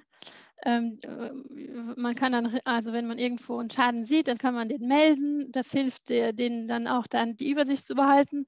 Und was man aber auch machen kann, ist, wenn man in einer Straße wohnt, wo es keine Bäume gibt oder auf einem Platz, dann kann man den Wunsch da auch äußern, dass da noch Bäume gepflanzt werden. Also das kommt anscheinend auch nicht so häufig vor, kann man aber gerne machen. Okay, und dann spielt auch die Straßenbauverwaltung eine wichtige Rolle bei der naturnahen Gestaltung des Straßenbegleitgrüns. 2017 hat die Naturverwaltung gemeinsam mit der Straßenbauverwaltung eine Anleitung zur Extensivierung der Grünflächen entlang der Straßen herausgegeben. Die Anleitung ist konzipiert für den Einsatz an Landstraßen, kann aber natürlich auch auf alle anderen Straßen angewendet werden. Das erste Ziel dieser Anleitung ist die Aufwertung der Flächen entlang der Straßen. Mit der Extensivierung des Unterhalts wird jedoch auch beabsichtigt, Ressourcen und Energie zu schonen und den notwendigen Arbeitsaufwand für die Pflege zu reduzieren. Zentrales Augenmerk bei der Pflege gilt aber weiterhin der Funktionsfähigkeit auch der Wege und der Straßen und die Gewährleistung der Sicherheit des Verkehrs. Genau. In der Anleitung steht dann zum Beispiel, dass eine Maat im Frühjahr erfolgen soll, also zwischen April und Mai, und nur wenn nötig dann noch punktuell eine zweite Maat im Sommer, also von Juni bis Juli, und dass auf eine Maat nach Ende August in jedem Fall verzichtet werden soll. Und gemäht soll auch nur auf 1 Meter bis hinter die Leitplanke oder den Leitpfosten oder einen Graben werden. Und dahinter nur 2 bis 5 Mal im Jahr oder gar nicht. Das hängt dann von dem Standort ab. Genau, hier dann auch nochmal, also in diesem Zusammenhang hört man oft, dass Bürgerinnen sich oft beschweren, wenn das Gras entlang der Straßen zu hoch wächst oder nicht ordentlich aussieht. Aber wir sind der Meinung, dass auch noch viele Menschen den Anblick dieser Blühstreifen so schön finden oder gut finden. Aber leider sind es immer mehr die Leute, die sich beschweren, die da rauskommen. Und deshalb nochmal der Aufruf, dass auch positive Beispiele, dass man da den Gemeinden Feedback gibt, dass genau das auch rauskommt, dass es auch ganz viele Leute gibt, die das eigentlich gut finden. Und dann kommen wir zu einem Projekt, das ein Privatmensch umgesetzt hat in Lorenzweiler, und zwar war das der Fraser Alexander, und er hat sich da entschlossen, also er wohnt da in einem Wohnungsgebäude, und da gab es wohl noch keinen richtigen Unterhalt von dem Syndicat de Copropriété von den Flächen entlang der Parkplätze, und da hat er sich gemeint, da mache ich jetzt Guerilla Gardening, also da pflanze ich jetzt meine Tomaten und Paprika und Zucchini und Wassermelone hat er auch ausprobiert, Und das kam sehr gut an, auch bei den anderen Anwohnern. Also das hat wohl auch öfters zu einem positiven Austausch geführt und zu netten Unterhaltungen. Aber ich glaube, er ist auch dabei. Vielleicht kann er später auch noch mal 2 Wörter dazu sagen.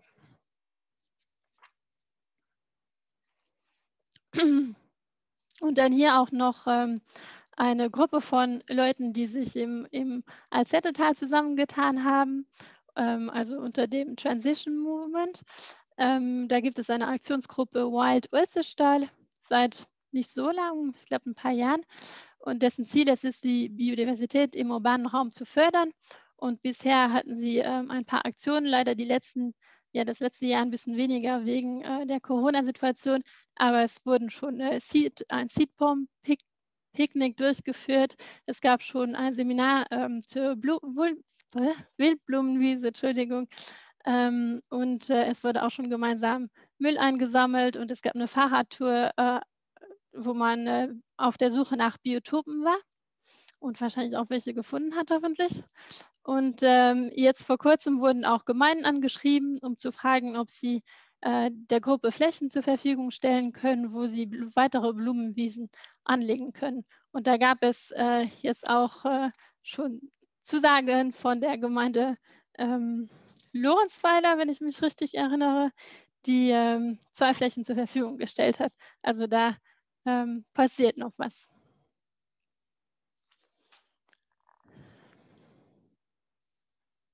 Genau, und dann noch ein Beispiel, was Bürger, das hatten wir vorhin auch schon angesprochen, was Bürger ganz konkret auf ihrem eigenen Terrain machen können, also vor ihrer Haustür machen können. Und zwar hatten wir da letztes Jahr eine Aktion auch gestartet im Mouvement Ecologique.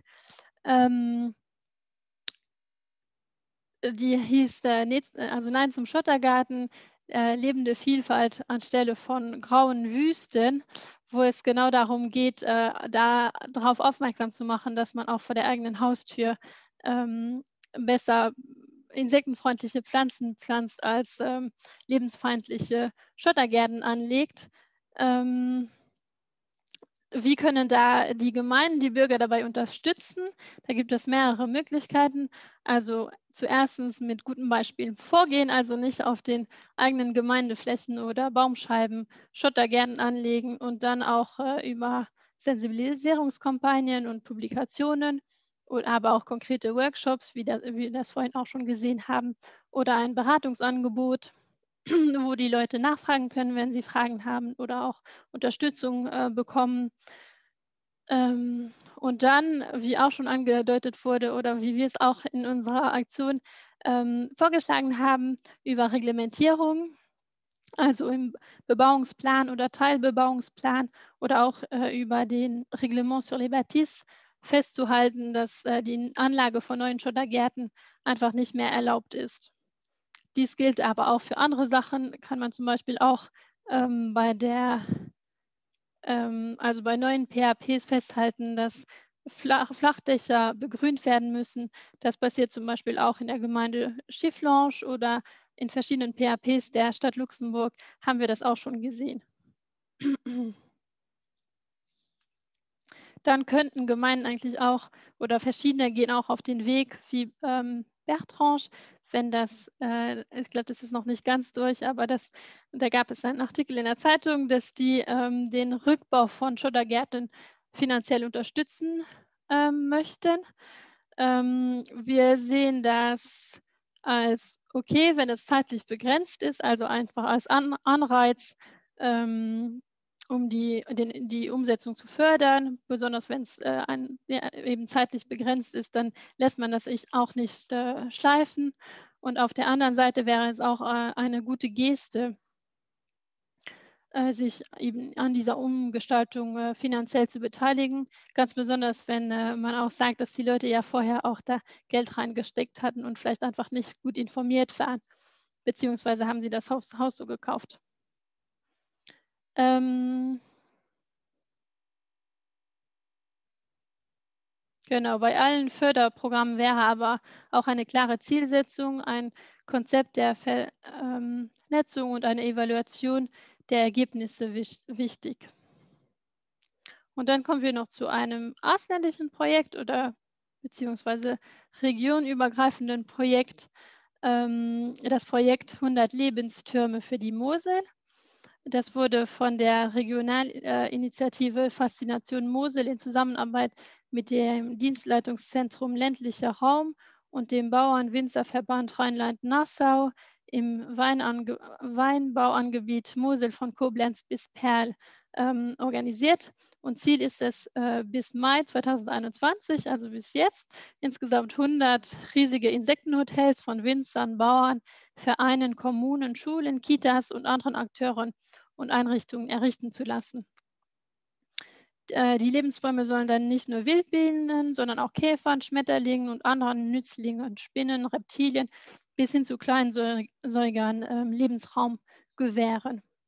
Und mittlerweile sind dann auch schon 106 Bewerbungen eingereicht worden. Und die Projektleiter sind auch begeistert von der Resonanz und stellen immer wieder fest, dass durch das Projekt in den Gemeinden auch tolle Gemeinschaftsprojekte entstehen und dass Menschen sich zusammenschließen und gemeinsam etwas für die Artenvielfalt tun. Und dann wollten wir noch ganz kurz eine Vorreiter- oder Best-Practice-Gemeinde vorstellen aus Deutschland. Und zwar ist es Bad Saulgau, liegt in Baden-Württemberg und also etwas über dem Bodensee und wurde schon mehrmals über ganz verschiedene Programme auch ausgezeichnet für ihr Engagement im Siedlungsraum für die Artenvielfalt. Genau, aber ich glaube, ich gehe jetzt nicht weiter darauf ein, was sie alles machen. Also sie haben einen super schön, gut gestalteten Internet-Site, da können Sie sich das im Detail anschauen. Genau. Und dann vielleicht noch ein anderes Projekt oder eine andere Initiative aus der Schweiz. Hier hat die verkehrspolitische Umweltorganisation Umverkehr R zwei städtische Volksinitiativen lanciert, also in Unterschriftssammlungen eigentlich. Einmal geht es um gute Luft, also Bäume statt Asphalt, lautet hier das Motto.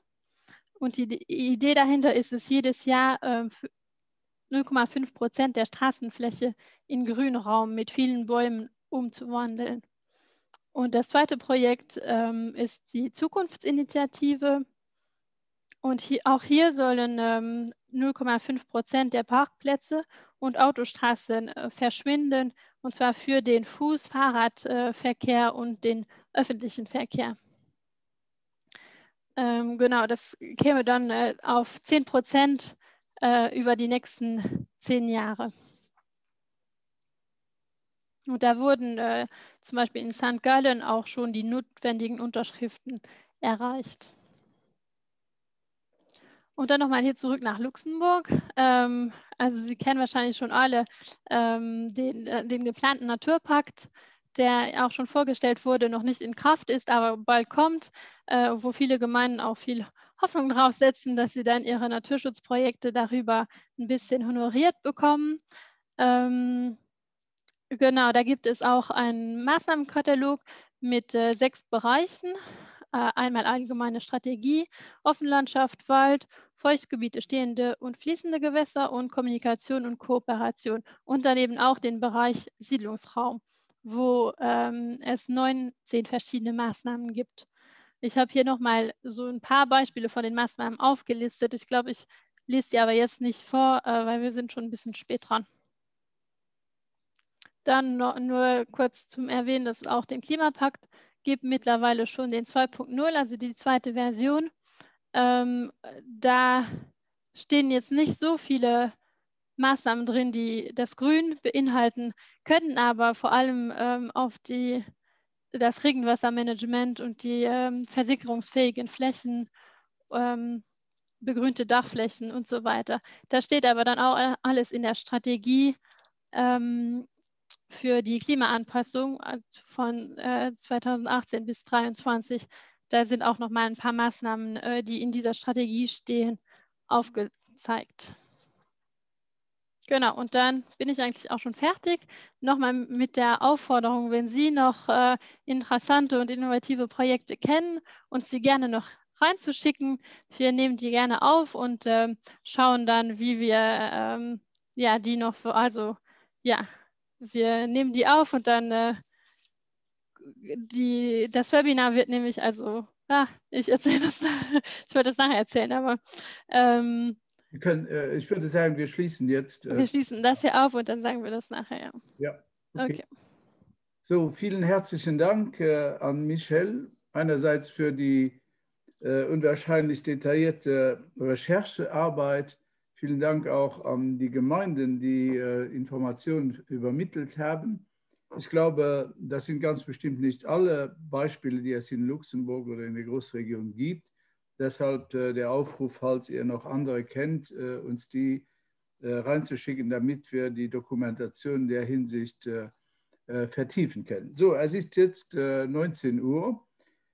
Ich würde also sagen, wir würden vielleicht einige abschließende Bemerkungen oder Fragen noch zulassen, bevor wir dann vielleicht abschließend einen Ausblick geben.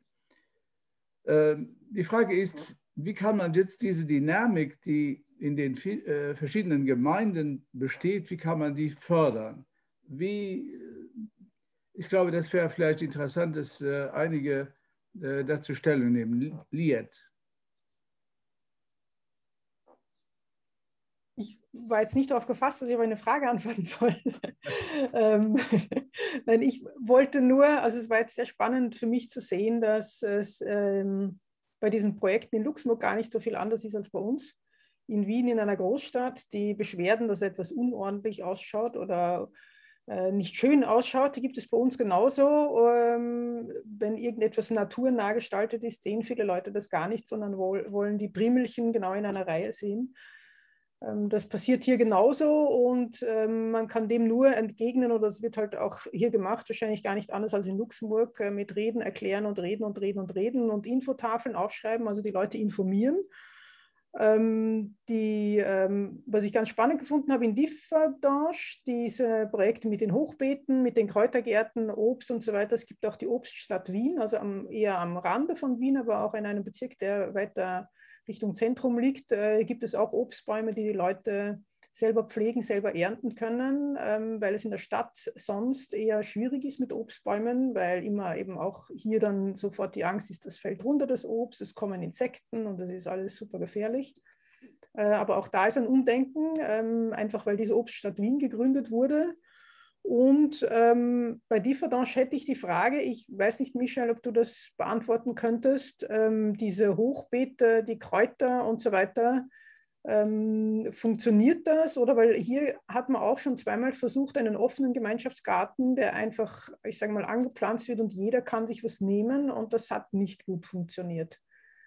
Also da war sehr schnell die Sachen zerstört und... Ja, ich glaube, das ist ja auch eher, also schon manchmal Probleme gibt und dass die Pflanzen auch ab und zu ausgewechselt werden müssen. Ja. Im Detail weiß ich das jetzt nicht. Leider ist heute auch niemand aus Differdange anwesend, aber ich kann die Frage nochmal weitergeben und dann ja, das wäre spannend, sich mal oder ja, keine Ahnung, kann ich mich selber auch mal austauschen. Und dann auch, was die Lisa Siebenaller gesagt hat und auch, glaube ich, bei dir vorgekommen ist, was ich wirklich unterstreichen möchte, auch dieser Herr mit dem Guerilla-Gardening. Wichtig ist, also auch was eine wichtige Aufgabe von uns ist, aufzuzeigen, dass etwas funktioniert und dass man etwas selber tun kann. Und das motiviert wirklich ganz viele zum Nachahmen. Also dieses sich die Leute ermächtigen, ist, glaube ich, so das Empowerment, ja, das Fachwort dazu. Das ist das, was wir tun und das ist etwas, glaube ich, was extrem wichtig ist, auch weil je mehr mitmachen, desto mehr Akzeptanz ist dann natürlich auch bei den anderen, ja.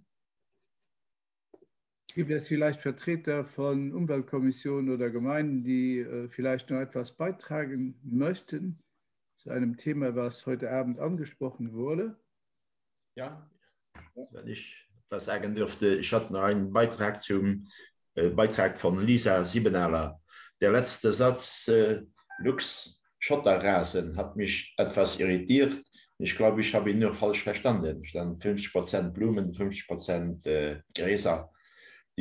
Und Michael Schalz hat das aber wieder zurechtgerückt, dass die Schottergärten doch sehr unbeliebt sind aus ökologischer Sicht bis verpönt.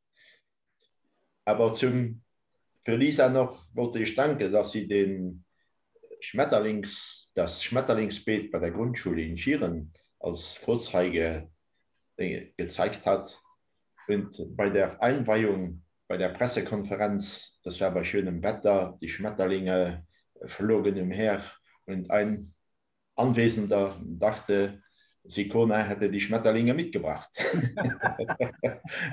Nur eine kleine Anekdote. Aber dann wir hatten eine neue City, die angelegt wurde und das sollte auch grüner werden. Und man sieht, es braucht noch immer die Akzeptanz der Anwohner. Die glauben, das ist nicht gepflegt, die Gemeinde macht das nicht anständig und einige haben sogar die Blumen ausgehackt und sie haben Rasen hingelegt, worüber unser Gemeindegärtner aber sehr erbost wäre. Ja, ich glaube, da braucht es noch viel Information. Danke. Herr Krier? Ich wollte schon ein kleines Feedback geben über verschiedene Sachen, die ich schon an der Schottergärtner gesagt habe. A, sie mir zugriff machen, gegangen am Baureglement verboten. B, war froh für drin über Gemeinschaftsgeld, also mir so ein Kreidergurt, das funktioniert ganz gut. Also wir kommen aber nicht nur mit Notpflanzen, weil die Leute mehr sehr ernten, wie wir können da kommen. Das funktioniert ganz gut. Froh also, ob wir nicht auch können mit Obstbäumen machen, weil am Dach vom Baum pflanzen wir mit der Schulkanne Obstbäume an, die stehen da bei jedem Bauer rundherum, weil man nicht genug wissen, wo man das machen kann. Also ich bin froh, kann ich das nicht so machen, dass die Leute dadurch können sicher gehen. Da sind auf der Sicht noch neue Plätze, wo ich das machen kann. Eine lustige Anekdote, ich habe mich schon gewundert, also wir haben ja seit seit 3 Jahren eben auch so das Schottergärtner komplett ab mir das Gemeinde wir machen. Und da haben wir dann so Lützburger Zoom drauf gemacht, das hat viel Probleme gemacht, weil all das, als mir gewissen gehen, als das was du willst tun, als das schön. Die Akzeptanz hat aber sich umgedreht. Ich habe mich nicht schlecht gefragt, wie wird das nicht mehr blöd. Und die Leute haben Fotos geschickt, die oben spazieren gehen. Ich weiß nicht, wo die Blumen hier sind. Ich bin die Leute an den Vasen. Also, auch wenn sie noch immer schrecklich fanden, mit der Akzeptanz ist es so, dass die Leute Blumen durch die Plätze gehen. Das ist als kleine Anekdote am Rand. Okay. Sind weitere Rückmeldungen zu einem Thema, was man nur angesperrt hat? Klärt noch ein Kehr. Ah, pardon. Ich bin klärt, Vortschüss. Ja. Hast du eine andere Rückmeldung? Ja, der Fraser Alexander von der Gemeinde Löwenzweiler. Sie kann sich ja noch am Klimathema die Grätzeloasen immens attraktiv finden. Es ist selber Schulmeister gesehen am Anfang Effekt von Corona und alles, was das bei der Societät, also Gesellschaft wird und auch ob Kammer, Jugendlicher, so an der Jugendkommission auch noch gesehen hat, auch dabei sind auf der Straße. Ich meine, vielleicht müssen Gemeinden für 2022 statt einfach auf die Lichthöhlen für so Sachen zu encouragieren, die Bürgerbeteiligung, die da kann stattfinden, ist ganz, ganz wichtig. Wie gesagt, am Kommentar für drin, der Bottom-up-Approach, das vom Bürger könnt, dass du kleine Zellen, Zellule gemacht in an den Straßen, das alles ganz einfach möglich, nicht schwer. Das just Willen muss da sein von einer Gemeinde, von einer Schafferrot, die mussten da den Buy-in machen. Pardon, wenn ich viel Englisch Buzzwörter benutze, die kommen immer ganz gut. Der Buy-in muss da sein. Und noch mein Kommentar über den Parkplatz, das ist leider so, dass ein Auto noch Helligkeit zu Lützeburg ist. Und ich gebe bald gerne will machen, für einfach ein bisschen revolutionär gegen die Philosophie zu gehen und zu sagen, hey, Parkplätze sind nicht das wichtig, mit dem Menschen ist das wichtig, dass den dort zusammen kennt, also ja, Grätzeloase. Und dafür wollte ich auch dem Lied Klees, apart dass ich auf Lützeburg geschwärzt hat, weil Deutsch, ich wollte Lied einen sehr großen Dankeschön sagen für diese sehr informative Präsentation, die sie gegeben hat. Danke. Wir können uns ja noch auch extra gerne austauschen dazu. Diese Summe auch die Eichkeier ein Grätzloase von einer Schule, die auch mit dem Argument kommen, eigentlich, wo dann die 4 Parkplätze sind, nicht mehr viel können so. Sie wollen gerne eine offene Schulklasse da draußen haben, wenn es Corona Medobause sind. An da steht da quasi Kindeswohl gegen Parkplätze. Und da kommen mir auch mal Totschlagargumente, also hey, will dir das kann er nicht der vorausgehen und nicht der von der Bause sitzen. Für das Ehrenauto kann er irgendwo für hinter dir stehen. Das sind dann Argumente, mit denen wir auch kommen. Ja, vielleicht ist du etwas noch dazu. Also, wir haben geduldet 6 Veranstaltungen gewirrscht. Wir sind am Gang in kleine Frohbau 4 zu reden und all die Leute weitergehen, die Deelgolune schmengen. Michael, das sind da wahrscheinlich über 200. Also, geht das nicht an alle Veranstaltungen, alle über die Leitwärme insgesamt. Eigentlich sind da über 200 von allen Bohren. Und da werden wir auch da frohen, wegen Themen, die Leute besonders gerne noch vertieft hätten. Von einer Seite also auf jeden Fall schon ungedurcht, dass wir die Idee von den Wanderbeam zuletzt, wir wollten das schon machen mit Covid, den also uns dazwischen kommt. Und dann auch die, sag mal, die Grätzeloasen, dass den du vielleicht nächstes Jahr effektiv mit anderen zusammen eine Initiative hält, ein bisschen mit vielleicht Pilotgemengen, die wollen an die Richtung gehen. Also wir wollen nicht stehen bleiben. Ich meine, heute hat ja eine ganze Reihe Pisten eigentlich abgewiesen, wobei die von den Grätzeloasen Mengen nicht dafür so interessant ist, weil sie eigentlich auch das Sozial ganz stark mit integriert. Beteiligung von den Leuten, aber auch Zusammenleben von den Leuten. Und ich meine, das an engem die Konflikte eigentlich abweist, die latent da sind, also Priorität vom Auto, die Straßenplanung, die ausschließlich darauf ausgerichtet ist. Und ich meine, dafür ist das schon ein revolutionär oder evolutionär Marsch, die ihn da könnt machen. Herr Krea, hat ihr noch ein Wort gefragt? Nein, okay. Als nach eine Remarque vielleicht von Seiten von einem Thema, das wir heute angesprochen haben. Nein. Mit dann gebe ich proposieren, dann gibt mir für heute Schluss machen. Also ich hatte schon gesagt, dass wir und all die Leitwerten etwas rausschicken. Wir haben auch vieles am Hirschwand. Also wir machen auch nicht mehr für eine große Vakanz. Ich meine, entweder geht es ja vielleicht noch besser, mit den anderen Lust, wie just Zoom-Veranstaltungen zu gucken.